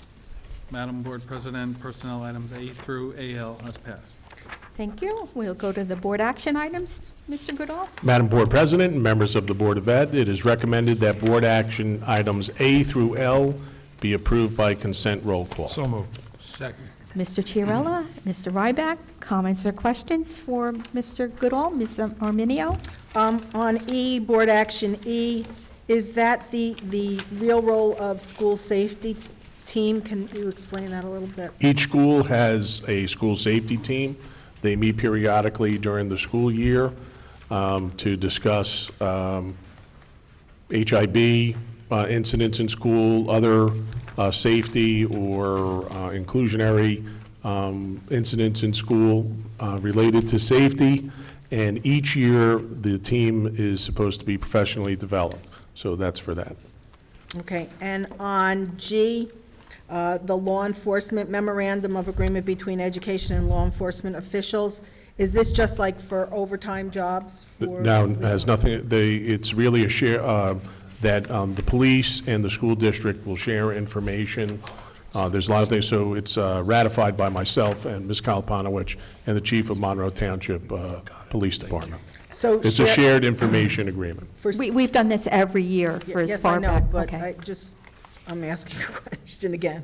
And it's shared information in terms of records or shared information in terms of? Information daily? regarding happenings within the community, Okay. arrests, and then and it even moves up to, prosecutor's office, things like that. Okay. So it's required. Thank you. Mr. Pelori? I recall seeing something about use of law enforcement at the school, and there was an hourly rate associated with That's the that. next one. That's that's our- not- the that's not board, this one? the Okay. business administrator's report. Thank you. Anyone else? I did have one Oh, question. Mrs. Lang? I'm looking at the school calendar for next year. We are in session for Election Day again, and I know it's become a big hotbed issue, and next election, November 8th of this coming year, is a mayoral election in Monroe. I'm just wondering if we should, if there is some consideration given to that, because I know that there is a lot of trepidation with parents having voting in schools and having kids in schools. So I just wanted to bring that up to see if there's anything we can think about. Certainly, the 180-day student schedule, considering religious observance, other national holidays, not wanting to go to school past July, factor into, and I know Dr. Alvik works very hard with MTEA and all of the administrators in the district to formulate that, and it was just unavoidable. Okay, anyone else? I just would like to second Patty's, Ms. Lang's comment, because I do agree. For that reason, and I also think Election Day is a very important thing, and the schools should be closed to the school day, and it should be allow free flow of voters to come in and out. So I would just want to, if there's any possibility that that could be reconsidered, I would second her And I'll third it. recommendation. I will third that. Yeah. I'll fourth that because my younger one is sitting there and she's saying, yes, please say yes. And I know that it's been a, I'm sorry, I know it's a topic of discussion. I know that I went to the Board of Elections and talked to them about finding an alternate place on behalf of, I went as a parent, on having those voting places taken out of our schools.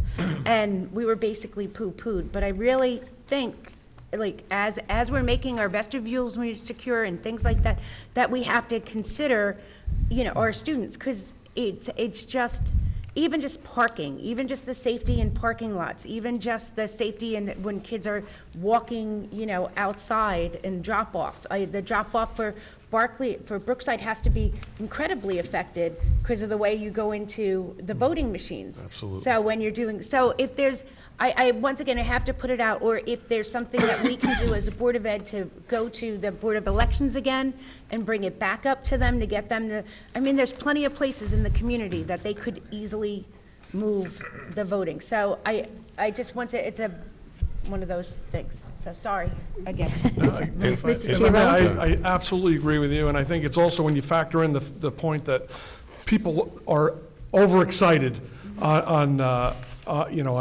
Election Day because they have their political passions, they're angry, they're galvanized or whatever, and it could lead to a dangerous situation. So I absolutely agree with you. And next year might be small as a mayoral election, but then we have to remember in 2020 it's a presidential election. Right. And that that brings a lot of people who don't normally go out to vote, and it brings them out. So it's just something that I really think as a board, if we could work together to come up with some sort of solution, it would be well appreciated. Mr. Valori? Yeah, I think more than the passion and everything else, I think it's a safety issue, like Patty brought up. And I get to vote at the Woodland School, and I can tell you that most of the people in that neighborhood usually go into the city. They tend to go early to vote between 7 and 8 o'clock, and that's the time that the kids get to school as well. So the interaction of public trying to vote at the same time the kids are coming to school is not the best combination, in my opinion. And certainly, the board would vote on the recommendation for the calendar. If I could just make a suggestion, there was a lot of work that went into planning this calendar, including securing the high school graduation at the arena. And I would just make the recommendation, and all of these were great points, that perhaps we might consider that for next year, so we can inventory all of our days that we want and prioritize what days we want to be in session and not. I'm just making the recommendation at this stage to go against all the efforts of Dr. Alvik and her team putting this together. And these were all great points, and also the civic responsibility piece on Election Day. But my recommendation would be to approve this calendar, and we will look at that for next year with board input. Mr. Goodall, I can do that, but can I make a motion? Can I make a motion that we bring this problem to the Educational Advocacy Committee and ask them to work on how do we get the voting taken out of the schools, to work with the Board of Election? How about a compromise? Well, right now, we're under a different motion, Oh, so okay, that I'm would be sorry. held How- to how- know if we other need a board motion business. for it. Okay, Right. sorry. How about we follow the recommendation for the calendar? Okay. And then Dr. Alvick and her team, and we'll relook at maybe adjusting for that day, and we could do a little tweaking, but there's a lot of things in place already going, and I know it's really difficult to get that high school graduation date, and it seems to be the last day. We don't want to push it into the following week because kids go to camps and things like that and vacation. So if I can we can always adjust one day at the next I board can tell you, meeting. looking at the calendar, there's not a lot of, There's there's not a lot of days that jump out and say, well, we don't. How about a that doesn't have to Saturday? be. Yeah, and I usually look at it beforehand and would have asked, but I was remiss. So- No, but I think the administration understands the concerns and the needs of the Board of Education, especially for 2020, and I'm sure that they will take that into consideration when they do the calendar for the 1920, the 2021 year? Oh, that's hard to believe. Mr. Ryback? Well, I certainly agree with the comments made by my colleagues here on the board.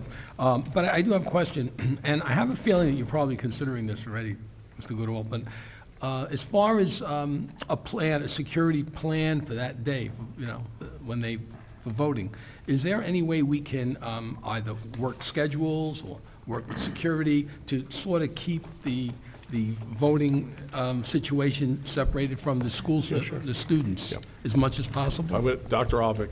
Yeah, I've experienced that as the building principal, so I'm Yeah. familiar with the voting at the schools. All three schools that are used as a voting place, the place that voters come in is not the main entrance of the school. It is separate, and they are kept separate. We also work with our law enforcement is there, in the room where the ballots are held, and also in the hallways, so we make sure that we do that. But I can definitely take a look at this. I'd have to go back and look at a couple of other things before I can say we can make the change, but I will take a look at that and take that into consideration. But that's how the voting happens. I voted Barclay Brook, and I've seen that. I mean, the police officer inside the gym, and we're sectioned off from getting access to the schools, which is great. But I still, like everyone else said, the safety concerns, driving in and out, students around, it's just, I won't beat a dead horse. In light of what was being suggested, maybe you should consider a 1 hour or 2 hour delay so that at least the morning rush is taken out of the equation. And that's an adjustment we can make. The recommendation would be let's finalize this calendar, and then certainly Dr. Alvick can look if there is any wiggle room, and we've made adjustments before to our calendar, during and before that school year. Anyone else? If not, then we'll have a roll call on the board action items. Yeah, just repeat that again. Board action items A through L? L. Ready? Yes. Mrs. Siegel. Yes. Mrs. Lang. Yes. Mr. Rutsky. Yes. Mr. Chiarella. Yes. Mrs. Arminio. Yes. Mr. Pelori. Yes. Mr. Tufano. Yes. Mrs. DeMayo. Yes. Mr. Ryback. Yes. And Mrs. Koloponowicz. Yes. Madam Board President, board action items A through L is passed. Okay, that concludes your report, Mr. Goodall. Yes, it does. Then we will go to the business administrator's report, Mr. Gorski. Thank you, Madam Board President. First, I would like to note in the meeting minutes that I am in possession of the Department of Community Affairs supplemental debt statement, which was prepared by Mr. George Lang, Chief Financial Officer of the Monroe Township Municipality. And the supplemental debt statement is required to have in possession at the time that the bond referendum resolution is introduced. And I want to thank Mr. Lang for his expeditious processing of this and getting it to us today in time for our meeting. The supplemental debt statement, if anybody's interested, it calculates borrowing capacity in a combined manner between the Board of Ed and the township, and projects ratables and information like that to make sure that the referendum question is compliant, and it is. Okay. Excuse me, Mr. Griffey, I just want to quickly say I am not related to George Lang. I don't know George Lang, just so nobody thinks that there is a Conflict of interest. I was just about to out you. I know. Okay. The next item is that we have received information from the county office that the GASB 75 post-retirement health benefits figures have been released by the state. That was the 2-month delay for the audit. And as I mentioned in the Finance Committee, Mrs. Allen and I are aggressively making journal entries and revising statements to incorporate those numbers, and we are finishing the draft financial statements now. So in the February Board of Education meeting, we will have the auditor from Samuel Klein and Company present to the Finance Committee the results of the audit, and also to the the public at the next Board of Education meeting in February. And I'm very pleased to say that we are very much in the budget season right now.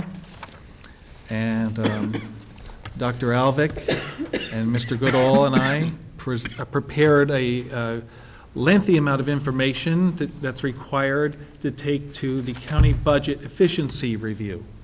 This is a required attendance meeting every year where the county board of the Department of Education goes through a bunch of metrics extracted from various sources, including mainly the Taxpayer Guide to Educational Spending. And also there's a lot of information in there having to do with curriculum and curriculum updates, and also it's a good opportunity for the district to present any budget concerns to the county in a roundtable format with the cohort of other school districts. And Mr. Goodall presented much information contained in our budget having to do with our curriculum, and our comprehensive curriculum, I should say. And Monroe was once again recognized by the county office, which were different officials than last year, for having many fiscal and curriculum best practices here in Monroe. With the amount of growth that we have, to have an expansion of programs and AP courses and special education programs that go far beyond what is mandated, and to incorporate that all within the very tight tax levy cap, especially considering also that we don't receive much in terms of state aid as a supplement to resources in the budget. It was some shining areas like our proprietary fund, where in the first 3 years of operations, we have earned a net profit of over $1.6 million, which was used to supplement some of the aforementioned programs. So I want to thank Mr. Goodall and Dr. Alvick for their contribution to that very successful meeting, and I'm very happy to share that with the community and the board about what happened, transpired there.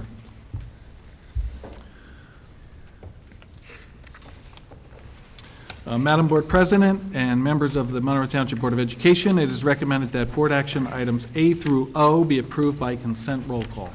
So moved. Second.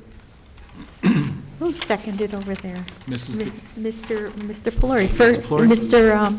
Ryback and Mr. Pelori, I heard. Comments or questions for Madam, Mr. Gorski? before we, if I may, just have the floor for one more brief statement. Also noted with the budget efficiency review was a review of our revenue sources. I mentioned taxes and state aid being the two largest. But Monroe also receives approximately $4 million a year from the Jamesburg Board of Education for tuition. That money is very advantageous to the district as it offsets a lot of fixed costs here that the district would have to bear alone without Jamesburg. In addition to that, the agreement between the two districts is working very well. We had an arrearage caused by the state, as I mentioned numerous times, so I don't want to go into the reasons why, but it was over $2 million at one point, and I believe now it's between 1.6 and 1.7 million, and going down steadily as we projected that it would. And James Burke has been very good about working with us to make that go down. Ms. Arminio? Yeah, and forgive me for not having the exact language, but I'm wondering how we can remove I from the whole vote and then just have a discussion about it. It's about the election and the resolution, and have that after we vote on the other things, instead of it all being together. I think we'd like to. We can take that separately if you'd like. Yes, please. Do we have to make a motion on that? Do I have to make a motion? I'll be happy to.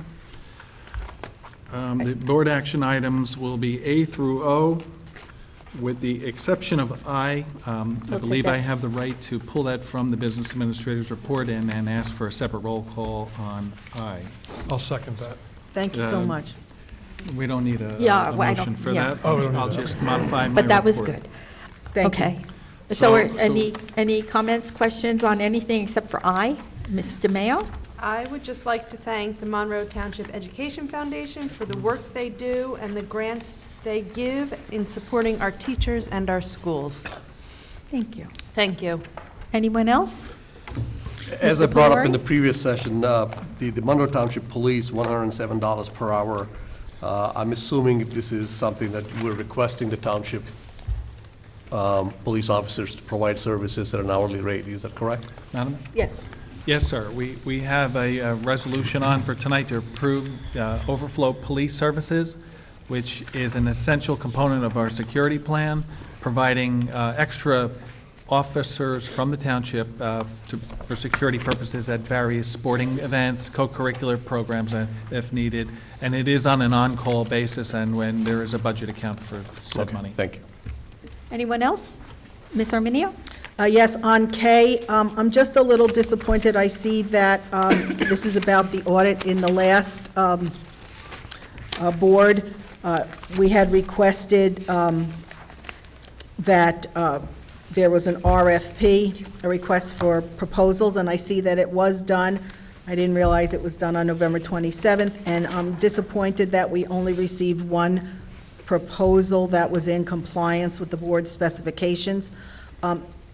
However, so it sounds like we seem to have no choice, but I just think as a matter of good practice, good governmental practice across the board, not just in the Board of Education's, that occasionally we should change auditors for fresh looks. I have nothing against the gentleman who is listed here, who has been doing the audits. That is not my point. My point is that I think as a best practice in governmental business that occasionally we should have a new auditor. That's it. Thank Okay. you. Anyone else? Go at this time, we have a roll call on Business Administrator A through O minus I. Sounds like, never mind. A through O with the exception of I, which will be a separate roll call. Mrs. DeMayo? Yes. Mrs. Arminio? Yes, with the exception of K, I vote no. Mr. Tefano? Yes. Mr. Chiarella? Yes. Mrs. Lang? Yes. Mr. Pelori? Yes. Mr. Rutsky? Yes. Mrs. Siegel? Yes, but recusing on item F. So noted. Thank you. Mr. Ryback? Yes. And Mrs. Koloponowicz? Yes, and recuse on letter F. Me too. Mrs. Lang recuses on letter F. On your individual Yes. travel resolution, not the entire resolution. No, just let it. So noted.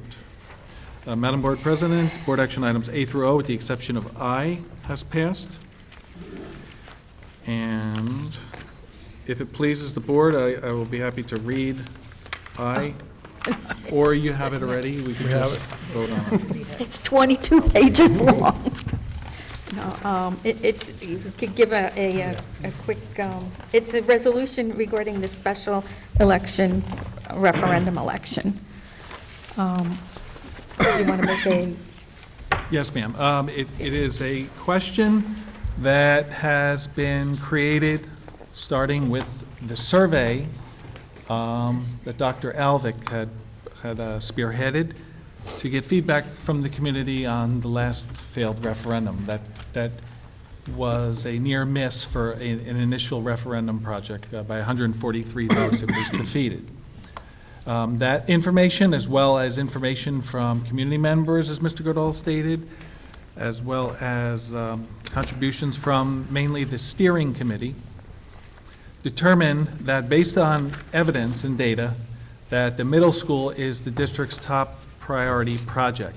As we stated before, that's a consistent message that we're getting through. It's driven by the amount of unhoused students, the restrictions from a facility that is over capacity, and the enrollment projections that we have studied in depth. That is the first question on the referendum, to vote yes or no on an approximate $75 million middle school project. The voter will also have an option to vote yes or no on a high school addition for approximately $71 million. However, the high school addition is only contingent upon the successful passage of the middle school project.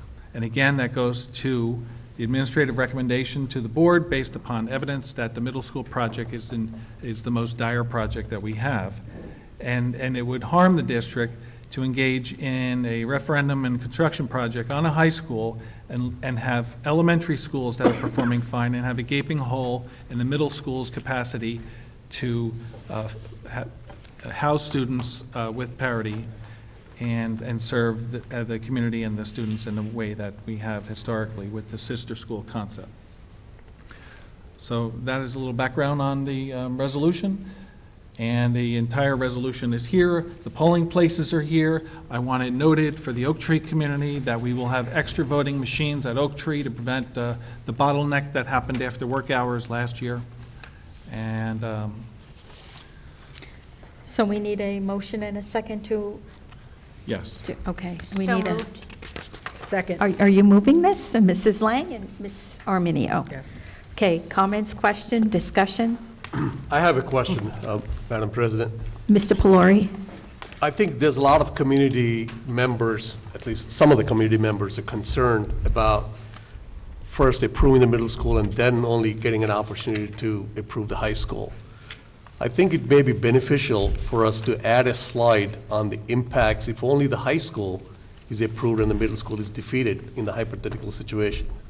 I think those of us who have been following this for quite some time, we're fully aware of some of the consequences, but I think the public need to be understood why the questions are framed the way they are.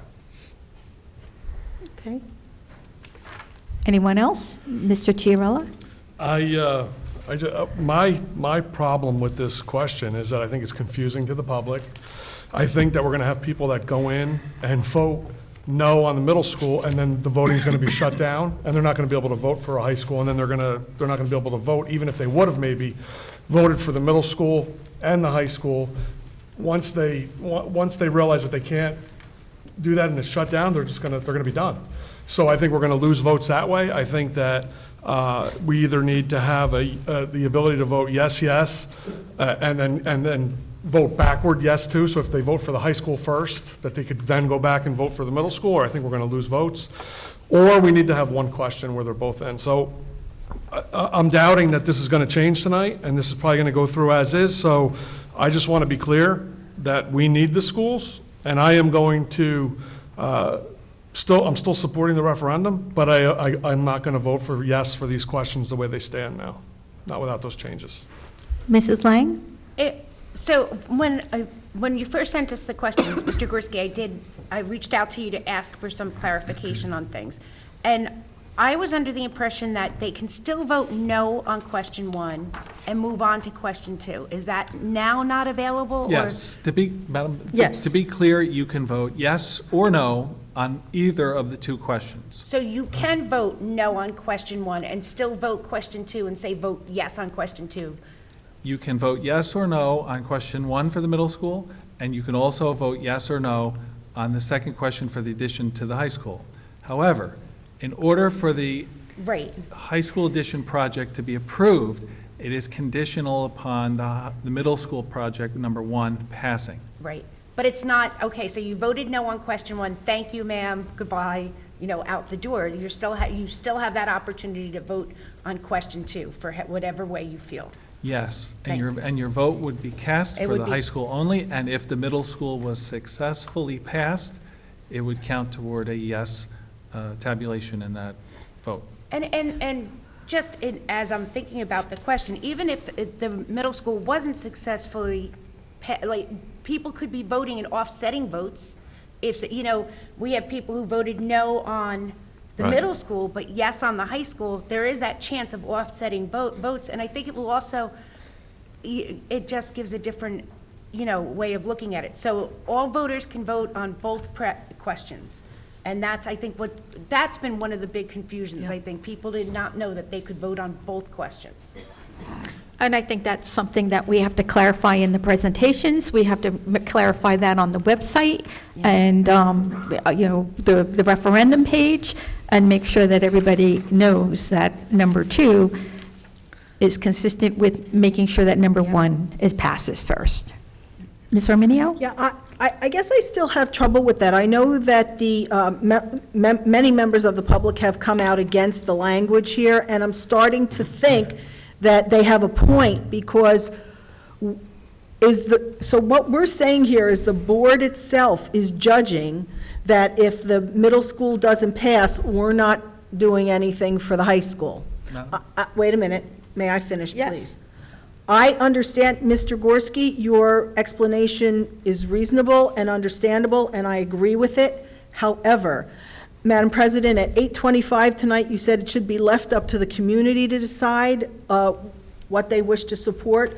So I'm thinking that to deny them, I think we should be voting for both, for sure, and as a person, personally, we have a need. You know, trailers are not something that help us financially or in the future, so I'm all about it. But I think that we're undermining our own position if we don't give the community the ability to vote for both.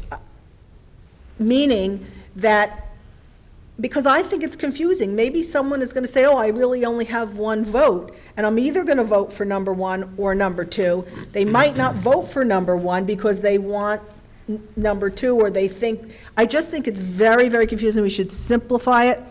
I don't think we should personally make the decision that if you don't vote for the middle school, we're going to punish you and not do anything to the high school. I mean, that's how I can see that evolving. I think it's, I sort of agree with Mr. Chiarella that it's too confusing and it might undermine our own position. I think we need both, and I understand the necessity for the middle school.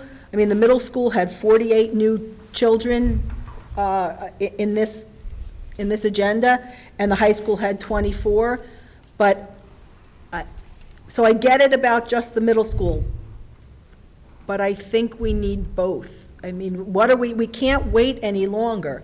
And we can't say and I know it's an enormous ask, I know it's a lot of money, but the fact that we have no choice but to house these children, I think we need to house them on both levels, and I think we might be undermining our own position with this particular language. It's confusing to me, and I've been living with it for years now.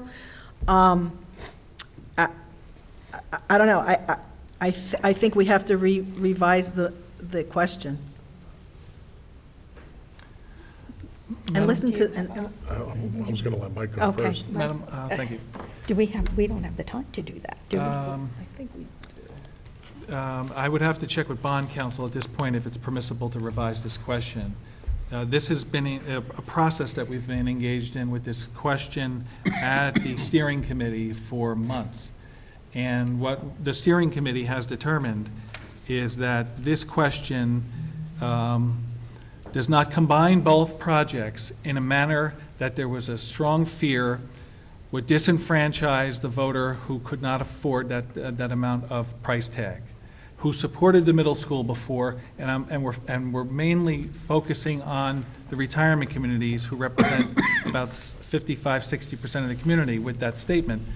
that you supported it before as the vote showed, and now we're going to double down on that, that obligation.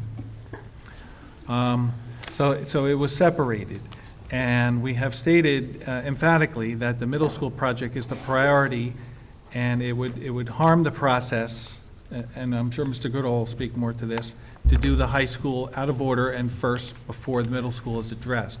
We would have a severe situation at the middle school if that is not the priority that is first met. So that is why this question was specifically designed in a way that prioritized the middle school and put the focus on that first, but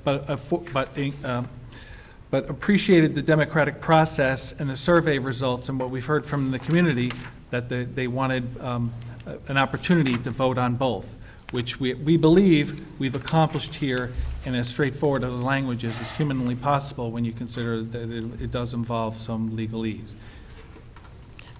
Mr. Goodall, would you like to respond? Just piggybacking on what Mr. Gorski said, operationally, educationally, we are putting forth a plan that best suits this school district. Having operated both schools as the high school principal, first at the current middle school and now at this high school, I can assure you that this high school, final construction in 2011, can deal with more students if in the event there was delay or failed referendum than that middle school can.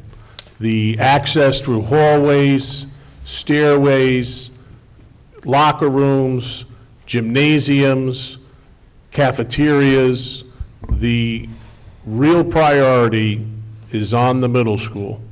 It's incumbent that the community support that. The high school certainly can withstand some delay, but not much. And the way the question is framed, and I can understand folks who are coming to the board meeting expressing concern and some board members, but you know, as superintendent, getting offline feedback from residents, senior citizens, and even parents within our community, they're not sure if they can afford a large ticket item and that impact to their taxes.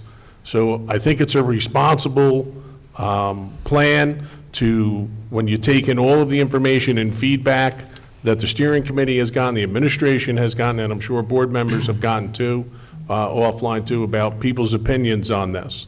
And but I could just tell you that we have, I think, a good plan in place. I can understand some concerns about the questions, but the priority is that middle school, and as Mike referred to it, a huge gaping hole in our educational program.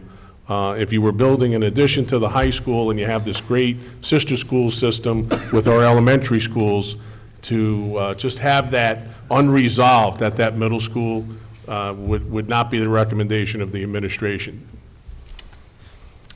Mr. Mayo? Yeah, I'd like to make a motion that we vote on I as the way it is worded now. You want to call the question? Call the question, yeah. Okay, because we have the motion already to Okay, vote on that. sorry. So you're just asking to go right to the vote? Yes. Okay.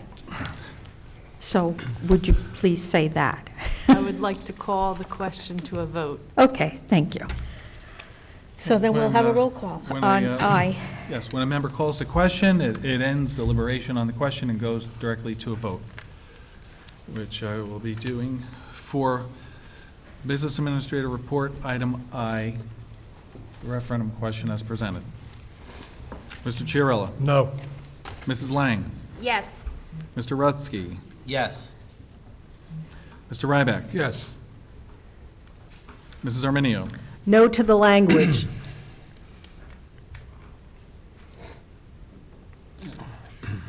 I don't have an argument. Point of clarification, so that's a no to a vote on the resolution? That's aye. correct, based on the language. Thank you.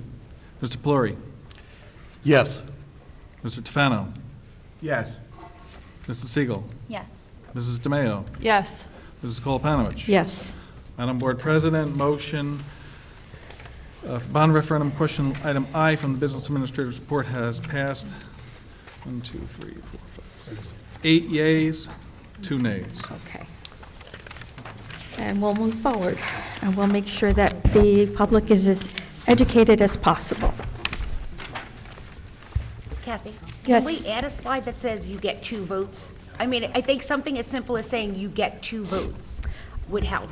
People to understand that there are 2 questions that they're voting on, and they get to vote on both questions.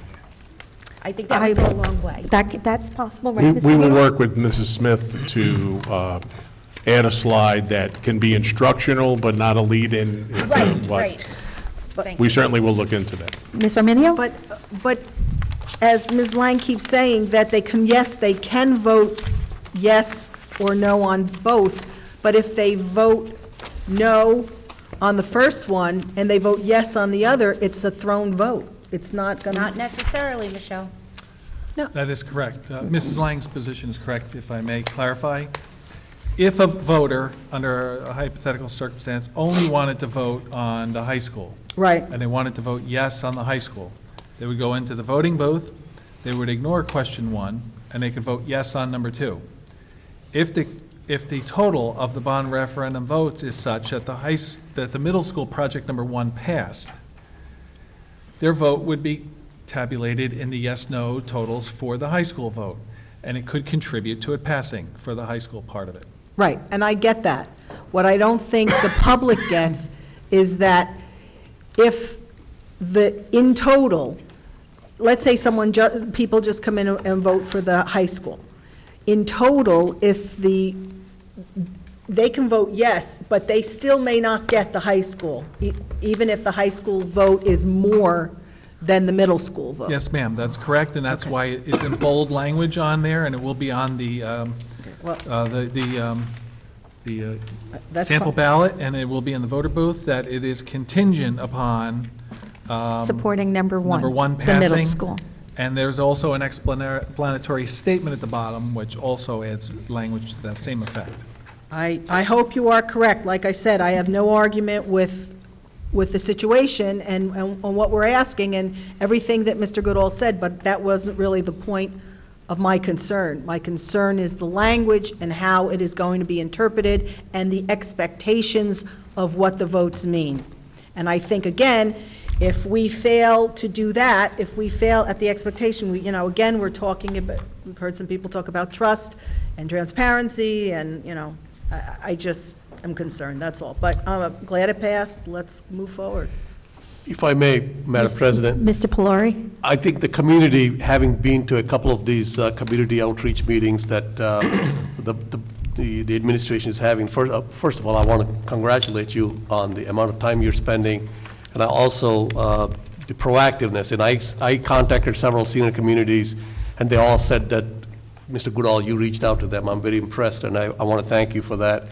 And also, the topic has been brought up about the number of meetings you're going to have. I just counted them. I printed mine about a week ago or so. There are 20 meetings set up. 17 of them are still pending. So there's plenty of opportunities for people to go and hear from you rather than from misinformed some of the public perceptions. But the point I want to make is, I know, Michelle, you said that you're voting no on language. I think I know why you said that, and maybe I don't mean to speak for Ken Chiarella. I think as a board, we are united in the sense that we want this question, the referendum, to go through. Right. That's not what they're voting against. What they're voting against is the way the questions are structured. I just want that to be on the record so that people don't get confused and start thinking of the Board of Education not being united. We are united. That's correct. No, and I think it was unanimously supported back in August Right. when we did this Correct. the first time. So if anybody has been watching our board meetings, they know that the board has been united in supporting a referendum for, I just want to clarify because people see the video and make their own conclusions. Right. Thank you, Mr. Pelori. I would agree with that. Board President's report. I'm going to focus my report this evening on a superintendent search process. As we all know, Mr. Goodall's contract as an interim superintendent expires on June 30th of this year, so we have an obligation as a Board of Education to have a permanent person in that position by that time. We have some very important questions to ask, and I'm going to open it up for discussion, but I think we need to hold any kind of a vote on how we're going to proceed, to next month, because we have many board members here who have not been involved in the process of superintendent search in the past. And I think we need to give them an opportunity to have a discussion, give out their thoughts, try to figure out, where we want to go with this. But the first thing we have to decide, which we don't have to do today, is do we want to do an internal search? Do we want to do a total search throughout New Jersey and the rest? We have many highly qualified candidates in Monroe that could step up and do the job right away. Would save the township time, money. We have people here who already know the district. We've had issues in the past with finding people and doing a search more than once. So I think that is a conversation that we need to have. I don't know if anybody would like to start that today, but based on the decision that is made, whether we do an internal search or an external search, the next question would be, how do we want to do it? Do we want to do it, if we do an internal search, we could do that internally. If we want to do an external search, do we want to have school boards help us? Do we want to do a search committee, a search firm? Or do we want to, we can still do that by ourselves. But it's questions that need to be answered before we move on to what are we looking for in a superintendent. So, Kathy, Mrs. Lang? There's 3 new board members and myself who've never been through a superintendent search, so that's 4 of us. Right. Would it be possible, and we also need, and I'm thinking, to combine a training through school boards on a superintendent search? What do you look for? How do you formulate your questions? Before we make that decision, and also at the same time, maybe get the training on the chief school administrator evaluation process, because I think knowing how we're going to evaluate a superintendent, so what the objective of the job is, knowing how we're going to look at that can help guide us to how we're going to find the right fit for the district. So I guess I'm asking, can we, we can definitely have those school two- boards come in and do a training. We would probably have to do that through sometime in whether we do it at our February meeting or have a special meeting just to do both of them. Right. But it's a process that takes a while to do, and we need Right. something in place by June. So it's not something that we're going to have to hold off till March or April. So, like if we did a special meeting in February or, a semi-board retreat sort of thing, where we could, get together, pick a couple dates and see if we could do it. Because I just think that any time that we can put us all on the same footing so that we're looking at the same things, it just might be really helpful. It's my 10 cents. I lost my train of thought with that. I will go to Mr. Pelori, and maybe it'll come back. I hope so, too. I agree with Mrs. Lang in terms of getting some training, and Rupa Siegel and I just completed the New Jersey School Board Association training recently. They touched on it, and I did bring it up with a couple of folks there in terms of helping us, and they're more than willing to give us the training that's needed. One thing that I do want to point out is that I heard over the years about lack of transparency in the process. So from that perspective, and that perspective only, I would recommend that we open it up. There's no doubt in my mind, I completely agree with you, Madam President, that we have very capable people within our district and in town to be able to do that. But I think opening it up to the general public, external candidates, is a good process. It shows the transparency in how we're trying to achieve the end goal. That's what I would recommend as a starting point, provided, again, that we're not going to be strained for resources in terms of money, because we don't want to waste money in the process. But if it's not too much of an effort from that financial perspective, then I would recommend that. Mr. Chiarella? I agree. I just wanted to say that. Who are you agreeing with, Mr. Pelori? I think I agree with both of them. Okay. So, Ms. Arminio? Yeah, I believe that we should have a special meeting for that. I would be happy to attend. a special meeting for the training and school boards, and certainly it would be open to the public, but I would not like to see it at a regular meeting, because I think, the public can attend, but I don't know that we should have an hour presentation at the public's expense.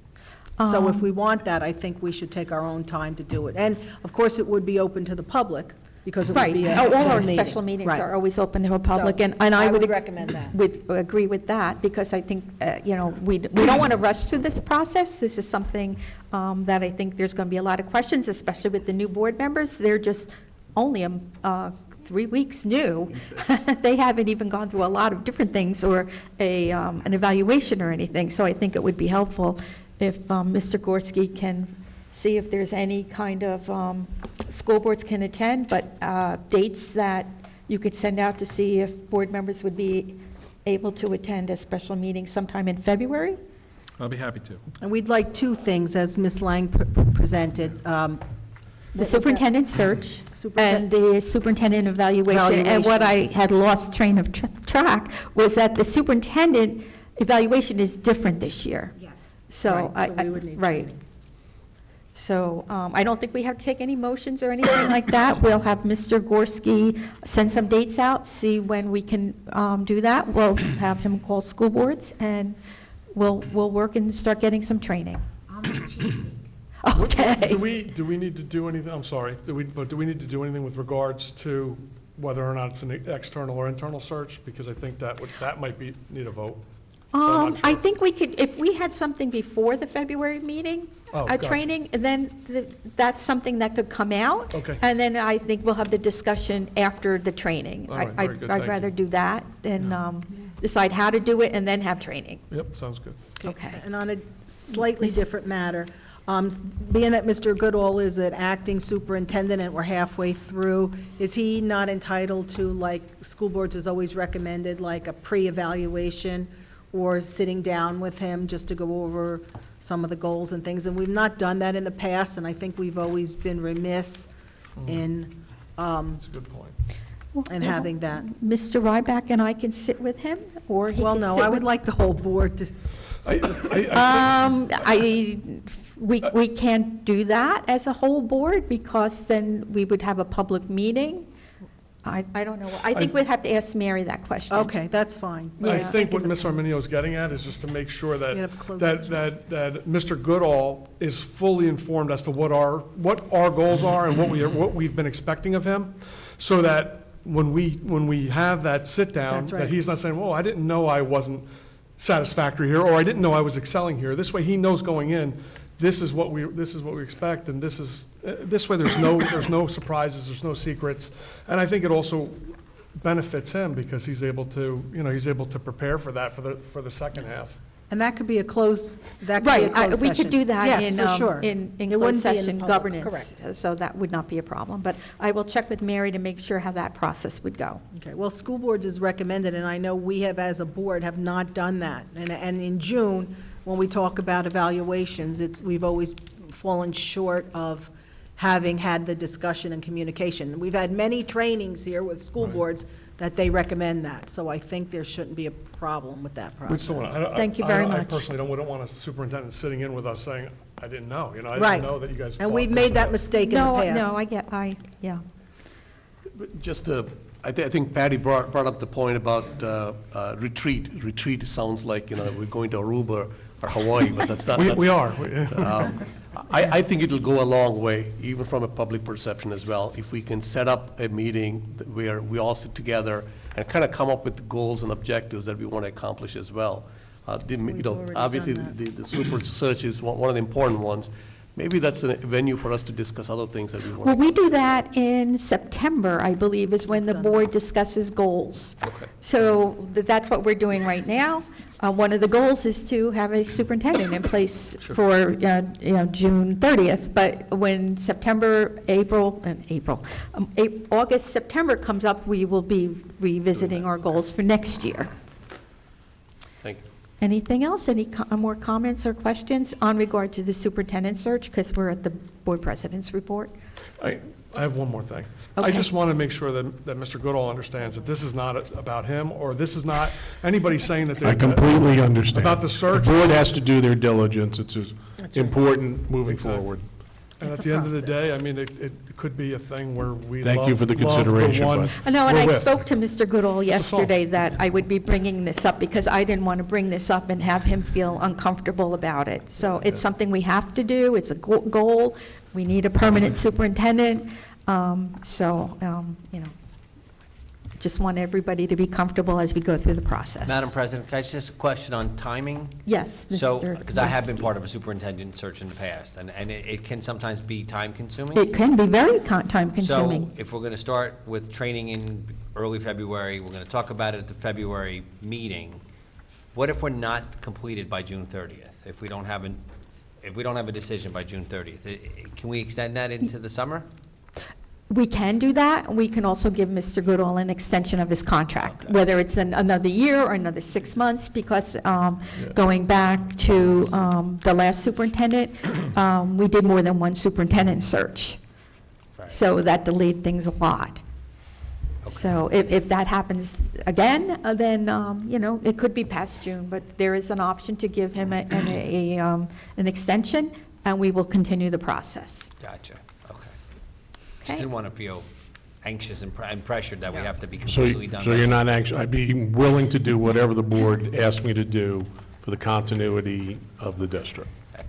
Again, that's the most important decision that a Board of Education makes, is the superintendent of schools. And I don't think, I know we have a referendum, 2 big projects at the same time. It could be very difficult, but we do what we can. I don't think we need to rush through the process, and I think as we get through it and go through it and get the training, we'll be able to figure it out as we move along. And if it takes 6 months or a year, then it takes us 6 months or a year. Madam President, thank you. I was just gonna say that. I think it's very important that we don't rush this. We need the right person. We need to make sure that we're doing the right thing. And at the end of the day, we might find out that we already have the right person. That's part of the process, but. Exactly, exactly. Okay, at this time, I'm going to open it for other Board of Education business. Mr. Ryback? Yeah, excuse me, I have a concern I feel I must bring before the board. A few months ago, the previous BOA decided to recognize and grant a Tier 1 status to a new school and second parent group at the middle school called PSA. At that meeting, I stated that no school has 2 equal parent groups, or 2 groups that really do the same function, because it would lead to confusion, infighting, and divisiveness. The negative feelings might also be felt by students. I read a letter from Mary Ann Friedman, our New Jersey School Board Association rep, which supported my concerns. There has been and continues to be problems between the 2 groups and how they are functioning. To be fair and get at the bottom of all this, I'd like to ask you, Madam President, to have Mr. Goodall working in concert with the middle school principal, investigate this situation, report back to the board with recommendations. Would you be willing to do that? I'll work with Mrs. Chanley to investigate and discuss the situation at the middle school. Thank you. We don't need to take a vote on that, do we? We could just ask Mr. Goodall to do that? Absolutely correct. And as long as he's willing to do that? Sure. However long it takes, we'll wait for that report to come back. Thank you. Could I ask a question? Ms. What are we Armenia? investigating?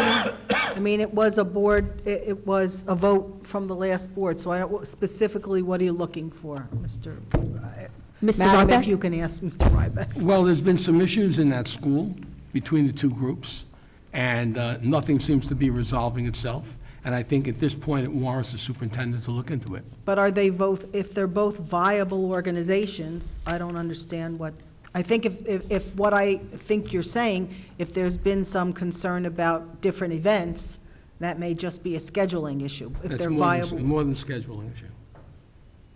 So you're saying it's more than a Yes. scheduling issue? Okay. I'd like specific details as to what that is, but. Yes, I'm going to work with if they're Mrs. viable Chanley and organizations, the administration to discover and make recommendations with Mrs. Chanley. Okay. I have a question. If the 2 parent groups are an issue, Why don't we dissolve one of them? I think that would be something that would come out of Mr. Goodall's report. Or why were two groups approved? If it's not common practice.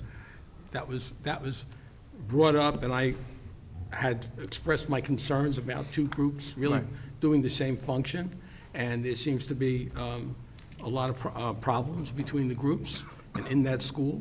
I don't want it trickling down to kids. Parents don't know which group to join. There's concern over which activities they're going to be involved in. There's concerns about favoritism or things. So I think that we have to have the superintendent look into this, and we need a resolution. My question is, why were they approved without all this stuff being checked first? Like if it would be a conflict with parents and... Well, I brought up that concern. There aren't, Mr. Stufano, there are no schools in Middlesex County that have two equal parent groups. Well, that's what I'm asking you. Yeah, Why would and I we said be the that. first to do something like that? Well, I brought that out to the board. I guess you can't investigate something that hasn't happened yet. Well, if there's no issues or there's no problems, you're Right. not looking into something. So when something happens or there's an issue, something comes to the board's attention, that's the superintendent's job, is to look into why we're doing that. I'm still confused why there would be two separate groups that are helping fundraise for our children. That What would be the was a necessity of that? decision that the last Board of Education made. I'm trying to even think when it was made, maybe late spring? August 22nd, Oh, 2018. Okay. So apparently since August, there have been a lot of issues that have come to the attention of certain board members. I believe that we've all gotten, maybe not the new board members, but maybe since the beginning of the year, emails from PTAs that are having issues. So at this point, we just have Mr. Goodall look at it, make a recommendation, and if the recommendation is to go with one, then that would be the recommendation, and the board would have to vote on that. Thank you. I thought we weren't really involved in parent-teacher organizations, that we really shouldn't control them. I think the vote was that it was a policy. Right. It was a policy vote. It wasn't a vote for or against. It was to parent give the PSA Tier 1 status. Right. We could take that Based on tier- policy. Right. Based on the policy that they satisfied all of the policy requirements for that vote. And they have never been updated in the policy to add the PSA to the other parent organizations. So at this point, Mr. That would be a policy issue, probably. Right. So we will just have Mr. Goodall look at it, and he'll make a decision. It'll take as long as he needs to do that. Well, And I'm going to do that in conjunction with Mrs. Chanley, and just to speak to some of the new members. When I transitioned into the position, some issues were brought by members of both organizations. At that time, one of the organization wasn't recognized by the board. Mrs. Chanley and I spoke to both groups. We tried to get some compromise. It just wasn't working. And then the board agreed to allow the Tier 1 status for the second group. So both have been functioning this year. Both are trying to do good things for kids, but in some regards, it's been a little difficult. That's some of the feedback. But I'll work with Mrs. Chanley to re-look at how this situation is working. I have a question. yes. Does the middle school, Mrs. Chanley, does she have the ultimate say over which group participates in certain fundraising events at the school? Is it her discretion? It's hard to say with her, with having two groups there, because the PTO has been in existence for 30, 35 years. Right, but They've always done the same fundraisers every year, and they always go through the building principal to get that approved. But is it at her discretion what events take place at certain points?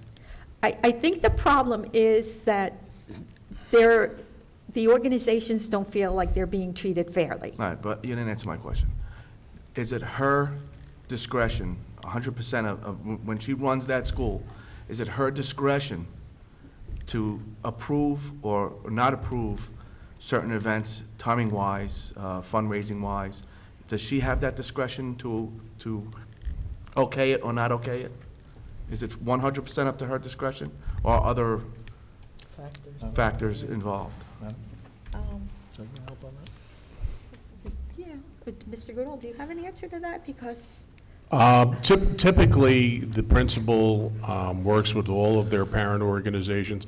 As principal, former principal of the high school, there are a lot of parent organizations in the group, so at times, although they're not focused exactly on the same activities and promoting and supporting the exact same target group of students, so you might have some, we're going to do this activity in support of the music students versus the athletes, or whatever particular sport. In this particular case, because those parent groups really don't exist at the middle school, the middle school groups are parent organizations like a PTO, but now we recognize the PSA or a PTA. And that seems to be there seems to be an inability to compromise with each other, at least from some people's standpoint. Right. And other people's standpoint might say it's going great. So that seems to be what I'll be looking into with Mrs. Chanley. And typically, the principal, would work with the PTO and PSA or PTA to determine when events would be. So the principal has a lot of authority in their building. So she has the authority. Why would we want to interfere with her authority when she's the one who should ultimately be making that decision on which group? Because as Mr. Ryback had mentioned, that there have been some issues with both organizations, and we just feel that at this point, we need to look at the fairness of having two of the same organizations doing the same thing for the kids. The kids are confused. The parents are very confused. I know a lot of parents that I've had come to me have said that they're not supporting either group because they don't know who to support, and because of the chaos is the word that is being used at that school with the two organizations. I think it's everyone's fighting for control. That's what I think. There you go. And that's Madam President, maybe just to piggyback on the question that was asked about the powers of the principal at middle school. Does the middle school principal's decision based on the tier of the organization? In other words, if it's a tier 1 organization, the chances of you getting approved for certain activities in the school is a lot higher. Isn't that the ultimate goal of an organization, to become recognized as a tier 1? a tier 1 organization does not have to pay to use the facilities of the school. An organization, because a PTO or PSA or a PTA, they're outside organizations. They're not board organizations. They're not school district organizations. They are outside organizations that work with the schools to accomplish a lot of things for kids. If you're not a tier 1, as an outside organization, because we've had many of them, you have to pay for the use of our facilities. We could still have outside organizations, and they are welcome to use our facilities at any time. They have to go through the building use process and follow the same steps that everybody else in that position would take. I don't think it's a matter of it being tier 1 or whatever. I think it's a matter of things that are happening between the parent groups doing the same exact thing. Okay. And just speaking about the principal's authority, when I worked with Mrs. Chanley in the summer, certainly her and I recognized that she's the authority in the building, but I'm also superintendent in trying to help the situation, and that's what we'll be doing now. I certainly, in looking into it on the board's request, would, big part of it is Mrs. Chanley's authority in the building.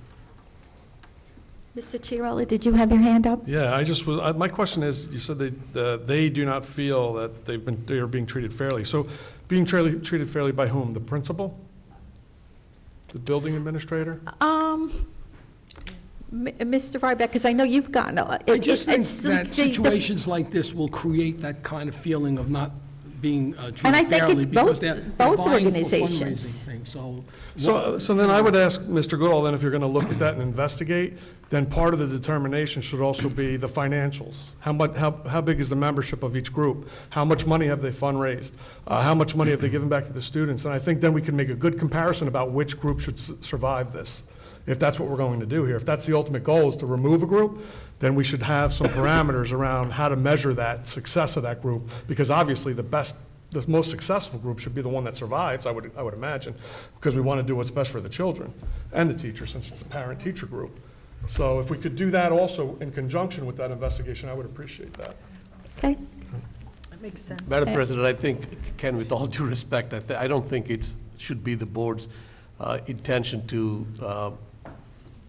only recognize one and ignore the other. I think we should be looking to kind of combine both into one. I think that's what the community needs, the students need, and the parents need, is for one parent organization. That was, Mr. that I agree. believe was tried last year and it didn't work. Mr. Pelari, I do agree with you, Uh-huh. but it seems that the intent here is to move in the direction of one, and so let's do it the right way. Although I agree with you that we're overstepping, we should not be a part of this. Ms. Arminia was right. It was about buildings use and policy. It came to buildings and grounds because of all the issues and because of involvement of board members, where I think they overstepped and shouldn't have been involved. And it came to buildings and grounds, and then a board meeting with a packet, and to try to sell us on whatever was trying to be sold, when we should have just been focused on policy. And we still should just be focused on policy. If we're going to change a policy, then I'm all for following that policy. If we're just going to leave the policy out there and not have a viable policy, and we're going to disagree with it and then have investigations and things, packets and things like that, I think we're doing a disservice to our children, our teachers, and to ourselves. We're wasting our time. We need schools. We need a superintendent. We don't need the nonsense. Thank you. Is there any other board business? Madam President. Oh, Ms. Pelari, Ms. Siegel. First, I want to thank Mrs. Schmetter and the middle school, congratulate them on a wonderful performance tonight. It's been so nice to watch some of those students through the years come up and see them perform here tonight.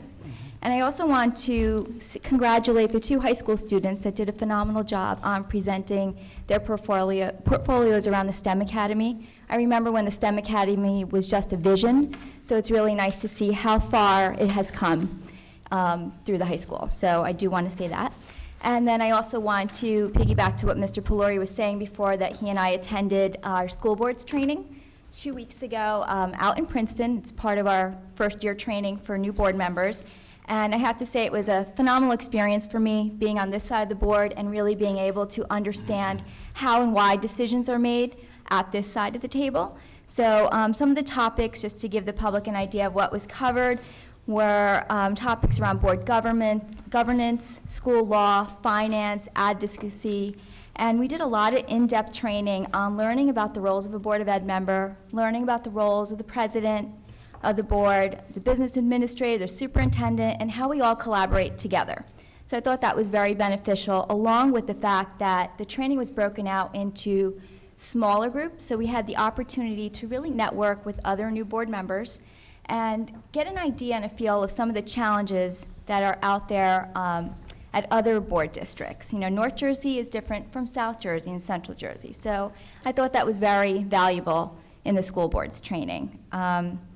And I'm looking forward to really applying those skills that we learned and, you know, using some of those networks, but also continuing on through some of the other school boards training. I know I'm going to finance soon and the leadership meeting with you and Patty. So I'm really looking forward to that. So thank you. And she will have a really great time, right, Patty, at the AC workshop where boards have gone wild, and the presentation that everybody in that workshop wants to go to, because it shows you some crazy, right, it's the most popular workshop ever. It's, you think some of the things that we've done here is crazy. It's amazing what other boards do. So that'll be something you'll look forward to. Yeah, thank you. Mrs. Lang? Okay, so a couple things that I wanted to bring up. On January 8th, as I said, I did the vaping webinar, so I really encourage everybody to take some time and learn more about vaping and the dangers of vaping. I also did that day a School Law Today seminar. Can I do that? Should I do that? And I thought it was very interesting with comments that we had from the public. At one of the referendum meetings that I attended, we had a member of the public ask, why don't we have students here supporting the referendum? Well, by law, we can't use students to support the referendum.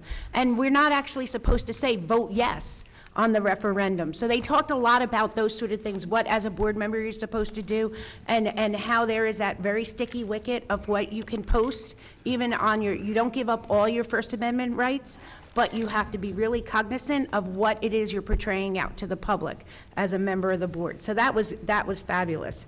Tomorrow is our CPAG meeting, which I'm really looking forward to, but I forgot, last night I went to a meeting, the New Jersey School Boards Association, the meeting, it was, and I'm gonna say this, it was probably one of the most powerful meetings I've ever attended. The title was Supporting Students' Social, Emotional, and Academic Development. And it really drew my attention because Dr. David Adderhold, who's the superintendent of West Windsor Plainsboro Schools, was going to be the primary presenter. He was presenting with Brian Sikowski, who's the superintendent in North Brunswick Schools, and George Scott, who is the head of the Traumatic Loss Coalition for the state of New Jersey. So at first I thought this was going to be a conference really about the whole child, where it really turned into what are we doing to our kids, the stress that we're putting into our kids. And the most prophetic thing that George Scott had made the statement. He said, how is it possible that between birth and the ages of 13, 14, and 15, so many kids can't even think about handling tomorrow and they take their own lives? And that's a really tough thing to think about, but in neighboring school districts, as recent as in December, student has killed themselves. There was a 7th grader in a school district not too far from us that killed himself that past year. So this was a fabulous discussion about how do we support the mental health, what sort of things that we can do. And I know that Dr. Alvick and her team have been working on really great things to do that. And I think we have to, as a community and parents, I really hoped, Dr. Alvick, if you don't mind, if you could give a little update to us, the kind of tools that we're using, what we're doing, if a student comes to school and says, I don't want to be here anymore, you know, and how do we determine that means I don't want to be in this stupid building, or I don't want to be here anymore, so that we're getting them the right help. So is that okay if Do you want to do it tonight, or can just, we? even just a little bit for tonight, just so that Okay, she can Patty. touch base and if she's comfortable? Sure. This is something that I've been working on with a group, with our whole child committee since last year. The district has a behavioral support team that's been in place for a couple of years under Marietta Ruella. So they kind of started this work. And then I got involved last year when Mrs. Chanley and Ms. Schwartz from the middle school had brought some ideas to the table when Dr. Kozak was here. So I got involved with this committee, and we kind of, then we also got Title IV funds from the state, $7,500, not a lot of money.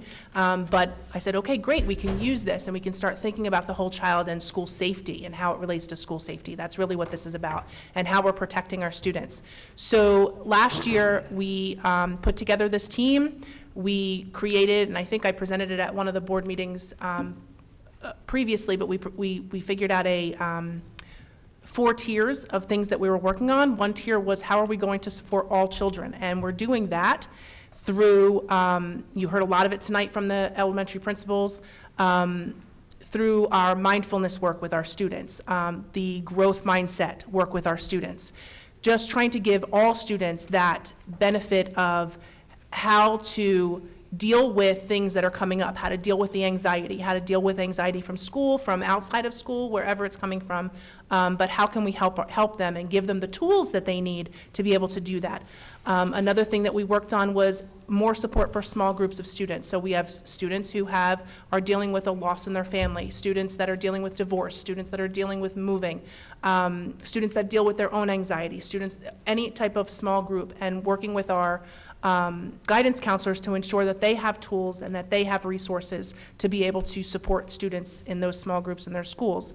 Then we also looked at parent education, and we are continuously working now to try to do parent groups. We did one earlier in the school year for the entire district, and that was more on internet safety and helping our students, keeping our students safe from cyberbullying. We are in the process of planning a parent night for K-5 students in March on mindfulness and how to dress our children for success, and that just doesn't mean the academic piece, but how do we give them these life skills that they need to deal with it. So we're in the process of planning for that. But then one of our bigger pieces that we're really spending time looking at is when we have a student in crisis, what are we doing? What's our plan? In our school security plans, which we all have, our school emergency plans, there is a section and a flow chart that tells us how we should respond. We've kind of even made that more concrete. All of our guidance counselors, social workers, and school psychologists have been trained in the use of the Columbia Suicide Rating Scale. This is an internationally accepted rating scale to asking 5 questions of anyone who may have suicide ideation to decide, are they really in imminent danger that we need to send them out? We've put procedures in place, processes in place that we can rely on with this team. The team is doing a fantastic job. They've been trained. They've actually asked for more training, and you mentioned George Scott from the Lost Coalition. He's actually coming to our district in February to work with this group of people. I've been in close contact with him. Irene Barada is one of our school psychologists. She's also on the Lost Coalition for Middlesex County. So she's going to the meeting. I'm going to that meeting in March. And so we're constantly trying to bring resources in. How do we do this? Another piece of this group that we're working on is putting together a traumatic loss handbook. What do we do in the event of the God forbid? And how do we support our staff, our community, our other students? How do we do that? So we're trying to look at it from a lot of different angles, trying to cover a lot of different things. The people that are on this committee are very passionate about it, like I am, and really trying to make sure that we have the resources in our district and looking at it. We do training for our teachers in suicide prevention, so they get suicide prevention training. That's a mandatory training that we do for our teachers, and we're continuing to do that too. So it's an ongoing process, and we're continuing to learn, and as we're learning, we're doing more. And I mentioned to Dr. Alvick, they talked about a program that uses Google Docs, and it's called Gaggle. And this program that is part of the Gaggle actually scans all the documents that are in the school file and looks for things like kill myself, suicide, that sort of thing, so that those superintendents are immediately notified and can make an intervention. And the gentleman from West Windsor said that because of instituting that, they have had 7 students that they have basically saved who are now in treatment programs. So it's just something that, I would ask if it's something we can look at, we can discuss as a board. I think it's, anything we can do to save the life of a child, because, and families don't recover from suicide. You just don't recover from it. So, and then my other 2 things that I just wanted to add is a reminder that on the 29th is the League of Women Voters Human Trafficking meeting, the presentation at the library. And then we've been trying a little bit through Mount CPAG, and when I go to the different meetings, I get to talk to Elliot Stroll, who is the board president from Jamesburg, in addition to getting to talk to, I was going to call him Scruffy, but never mind. Talk to Paul. My brain, I have stroke brain tonight, okay? I think he's handsome. Yeah. And on February 20th, 6:30 at 6:30 at JFK School, the ARC is coming in to do a transition presentation for their special ed parent advisory group. And I've been told that our parents are also welcome to attend. It's a very good, if you're starting to think about how you're going to transition, and I think that was wonderful news to find out that we got 100% on what we're doing for transition, because that's one of the hardest things that a parent of a special need child faces. What do I do once they go out of the safety of the school district? So, thank you. I'm done. No, really. Are you sure? Anyone else? No, Patty took up ours.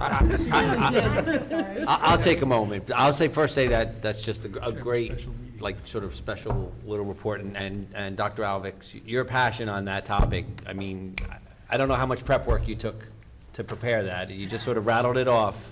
I know what we're doing. You know what we're doing, and it's great that we're doing all of those things, because it does help, and it's important, so that's awesome. I agree. I just wanted to say, as the Jamesburg representative to the Monroe Board, I've always appreciated the full support of the administration, the board president, and all of my fellow board members to make me feel like a full member of the board, and so for that I'm grateful. The relationship between Jamesburg and Monroe is a good one right now. We're happy, we're pleased, we're grateful. What I'll say about the debt that's still lingering, it's long-standing. That was then, this is now. We're working on every year making that a little better. And as excited as Mr. Gorsuch gets about the annual budget presentation, is about as excited as I get about that little high school part of the presentation, where we can see how much, because we're paying everything we can for more students than we send, and then if we're lucky enough that our BA has done his job and we have extra money laying around like we did last year, we look forward to continuing our efforts to pay that debt down. And like in the old days, people would be so excited to pay off their mortgage and write that last check, have a party. Maybe they still do now. I don't know if anybody really pays off their mortgage. But the day that we are done with that debt will be a day of a party. So on me. Okay. Oh, yeah. I second that. What year will that be? I wish I knew. Hopefully sooner than later. And Mr. Reski, I just want to say, I know as a board member for myself, I appreciate your insight into finances. Fortunately, when I had my strokes, I lost my ability to do numbers. So you'd never want me to be the head of finance, but I can understand how it works. And you take the time, you explain things to me, you've done that, and I really think that you have been a great connector between Jamesburg and Monroe, and helping to build some, to repair some hurts, to make things better, so that we really are working more as, we are truly one community. We're doing, as a We have to district, be doing as more. districts, we're doing more than we've done in Yep. years past, and I think that's a great thing, so thank you. So I thank you What a very great much. conversation. No, really, that we're all working together, that we're working together with Jamesburg. It's just good. Yeah. It's a good feeling. Is there any other board business, or can we go to something else? Go to something else. Okay. Public forum. Anyone from the public wishing to speak, please come. Give your name and address for the record, 4-minute timeline. When the timer goes over, well, your time is up. Chrissy Skirby, 21 Preakness Drive. I would like to make my comments toward what Mr. Ryback said about the PSA. On behalf of the Monroe Township Middle School Parent Staff Association, I'm the president. I have no idea what your comments are referring to, Mr. Ryback. I would like to point out that we have had representation at every meeting that Mr. Goodall has held at the District Education Council. There have never been any issues there. We have been working very cohesively with the administration at the middle school. I just texted our treasurer. To date, from September through January, which is only a few months, we've raised over $15,000 for the school. We have several events planned for the spring. We have been working in conjunction with Mrs. Chanley. I meet with her once a month, and we go through where we are, what she needs from us. And we have split up fundraisers. We have split up events.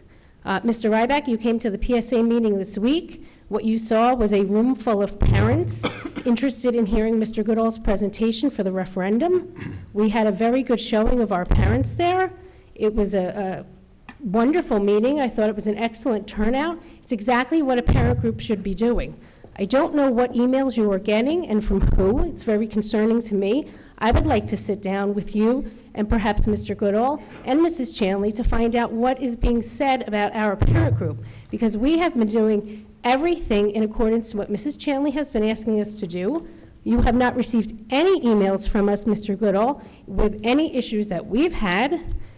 I don't know what this is about, and it's very concerning to me because this board did make a decision that it was said back that board members did overstep their position. You shouldn't have been involved. The only thing you granted the PSA was Tier 1 use of the building.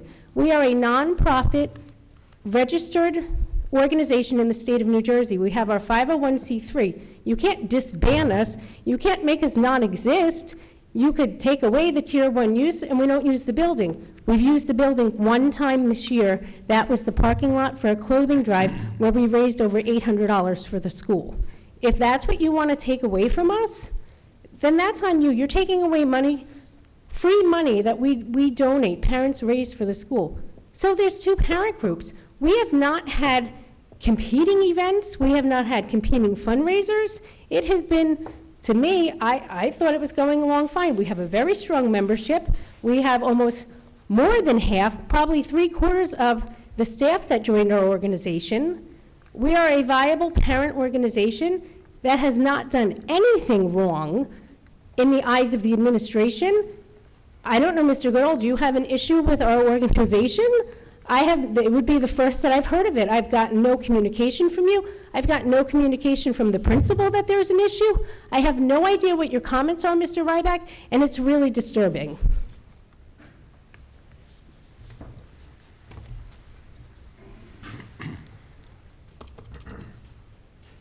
Prakash Parab, 33 Drena Drive. Good news. Because we coming here and talk about all, comments, that's good. People come and comment because we understand what's going on so we can improve. The college application, the Novans program, which you all got, what you all are introduced is excellent. I sat with the counselor. It's a very good, So I look forward for these kind of tools, advanced tools, technology to be imposed in the school. Now we have so many AP classes, STEM program going on.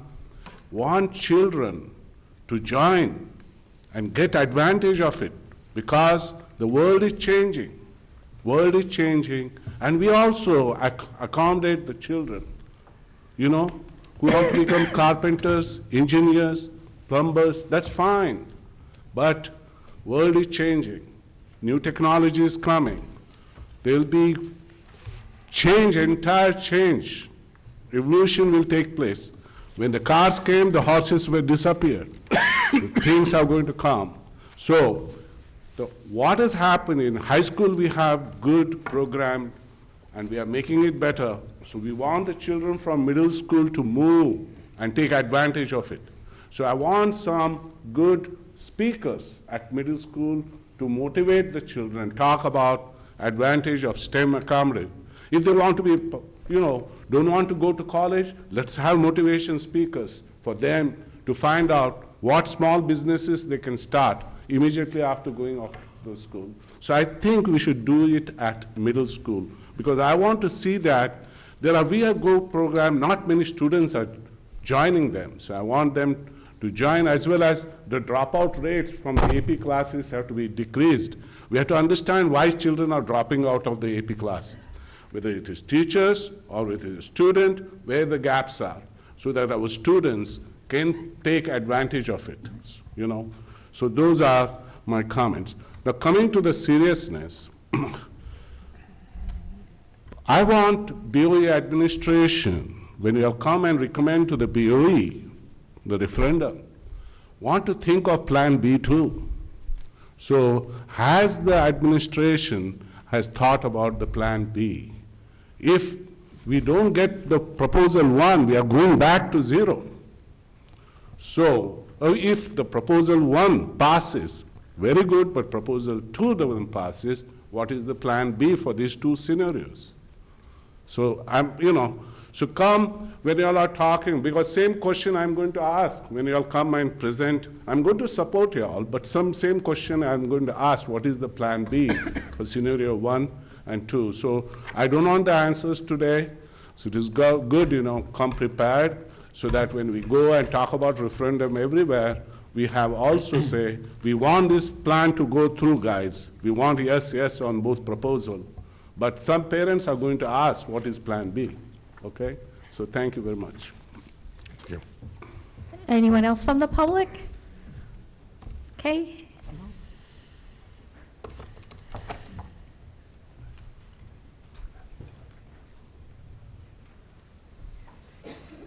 Good evening, everybody. My name is Michael Oleski, 50 Mayberry Avenue, here in Monroe, and just had maybe one question that occurred to me. When I went to the, the town-wide presentation on the bond referendum, it kind of struck me that there were only about maybe 40 or 50 people there. And I was wondering, were there some additional steps you folks might be thinking of, and if not, probably should be thinking of with regard to getting more people out at these town-wide presentations. These presentations that are outside the retirement communities. So we recognize we're in a digital age. I am constantly sending out communication from the superintendent's office. One of the venues is the Falcon Flyer that goes out to parents and residents. They have to sign up for that.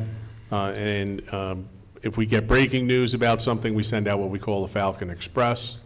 And encouraging all of our residents and parents to visit our digital social media outlets. We use email, we use robocalling to encourage parents to come out. I'm certainly considerate of all their time. Perhaps all the digital information is all they need to make an informed decision. So we'll continue to use all different venues that we have to invite parents and residents to come out and see what we have to say. But whoever comes out, well, if there's one person there or 500, we will present our case for this referendum. And one other quick question. I know I like to read on social media. You learn a little bit about what people are thinking of around the town, and I guess people are continuing to ask questions about other alternatives. I don't know how important it is to answer those questions, but have you given any thought to some type of a quick summary of some sort that might summarize those other options and alternatives that were looked at back in maybe 2016, 2017? We've been looking at options for probably 3 to 4 years, and if somebody's thought of it, we've already looked at it. We've looked at every possible thing that we could possibly do. I believe you. But how about the other folks, new folks to the town, people that have actually moved in? Maybe people that come to the meetings nowadays, like me, that weren't involved back at that time. Well, if the question is asked, we always have an answer as to what we did look at and why we did not consider it. So I guess we could add that to part of the presentation. Well, we are also addressing, Dr. Alva constructed a newsletter as one of our, we're going to send out digitally to residents and parents and paper mailed. We're getting it out there. Describing some of the things that we looked at as part of that Student Growth Advisory Committee, the steering committee, and we're prepared to answer because the three of us and Mr. Tague, who usually do the presentations, have been here for a long time, and we know what was discussed. Junior high schools, other grade configurations, everything was discussed, and we feel that this is just the best plan for us, the best model to have. We've also added a history of what has happened in the past and how it affects what we're doing today and why we're doing it, what we're doing today, why we're doing it. And I think that's been helpful for people who have not lived in Monroe for a long time. Mm-hmm. Okay. Thank you very much. Thank you, sir.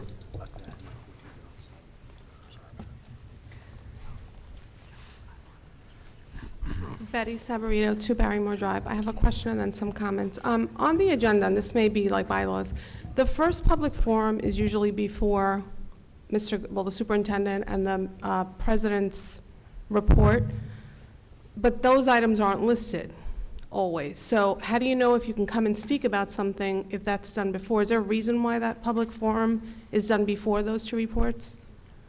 That public forum is for the agenda items. Right, for- but we don't know what you guys are going to speak about, and it may very well be on But there. it's everything that the business administrator or the superintendent is recommending is on the agenda, and that's what your comments are for. Okay, that was my question. As for the president's report, sometimes I don't know what I'm going to say until that afternoon when I write up my president's report. And that might have to do with something that might be new or something that is like today with we had to have this discussion on the superintendent search. So my question is, can we move that public forum to after the president report so that if there is something on your report that a member of the public wants to speak on, we can in that first public forum? Your report, your listening, or your comments are on the agenda items, not the board president's report, not the other Board of Education business. It's Okay. the agenda items only. Okay, thank you for that. And that's why it says agenda items only. Okay, I thought your report was part of the agenda, but thank you for that. My other thing is to the board, if we could please give Mr. Goodall a fair chance, because I feel for the first time in quite some time, there seems to be neutral waters, and it's not that a member of the board really dislikes our superintendent or really loves our superintendent. It seems to be everybody's neutral, so please give him a fair chance. Mr. Goodall, I want to thank you also. They did a presentation on the unified sports, which is a great program that's moving down into the lower elementary grades. My son is in a self-contained class. I also ask if possible, and I think this is an administration thing, maybe not a board thing, Ms. Jen Biddick runs the PALS program at Mill Lake. It's a little bit different than the unified sports. For those of you on the board that don't know, PALS is the Peers Assisting and Learning Social Skills. And that program has 4 self-contained classes. They meet, I believe, at least 3 times a week each, with about 13 general ed classes that come in. It's a fabulous program. I can tell you for my son, the socialization has been unreal. To see that accepting community where we're in the mall or where other places and these kids are interacting. So if maybe we could look at that program and moving that up, the same way we're moving the unified sports down, I think it would help our community to be a little more unified, and the special, or the self-contained kids to be even more so. She also takes them out into the lunchroom. They're doing inclusive gym, library, might be art as well. So if we could start looking at some of those things district-wide. And then Mr. Goodall and Patty, thank you, because you guys have shown such support in CPAG, which I've been trying to get with our administrators working over the past 3 years, and I think we're finally a cohesive group. So I thank you for that. Thank you. Thanks. Anyone else from the public? Okay, seeing no one, I will close the public forum. The closed session resolution, be it resolved that the Board of Education of the Township of Monroe hereby moves to go into closed session in accordance with the Sunshine Law, Chapter 231 of the Public Laws of 1975, NJSA 10:4-6 to 10:4-21, to discuss the following subjects: harassment, intimidation, and bullying, employee matters. Following closed session, action may be taken. The discussion conducted in closed session can be disclosed to the public at such time as the need for confidentiality no longer exists. Motion and a second? I'll make a motion. Oh, Mr. Rutsky, and everybody wants to, Mrs. Siegel. Wow, this is great. All in favor? Opposed? Then the board will move into closed session. Do we have any idea how long this will take? A few minutes. Time, the board will move back into public session, and I believe there will be a resolution by Mr. Goodall. Thank you, Madam Board President. It is recommended that the Board of Education approve the termination of employee number 4687, effective immediately based on job abandonment. So moved. So moved by Mr. Pelori, second by Mr. Chiarella. Any comments or questions? Roll call, Mr. Gorski. Mr. Ryback? Yes. Mrs. Arminio? Yes. Mr. Tefano? Yes. Mrs. DeMayo? Yes. Mrs. Siegel? Yes. Mr. Pelori? Yes. Mr. Rutsky? Yes. Mr. Chiarella? Yes. Mrs. Lang? Yes. Mrs. Kolpanowicz? Yes. Madam Board President, Motion to terminate has passed. Oh, yeah. Okay, public forum for closed session items only. Since there are people in the public, anyone wishing to come up, please do so now. And seeing none, our next scheduled Board of Education meeting is February 13th, 2019. I need a motion to adjourn. So moved. Mrs. Lang? Second. Mrs. Lang, who would like to second that? I second. Mr. Chiarella, all in favor? Opposed? And then the meeting is adjourned. So, by the way, And then the meeting is adjourned. so, by the way.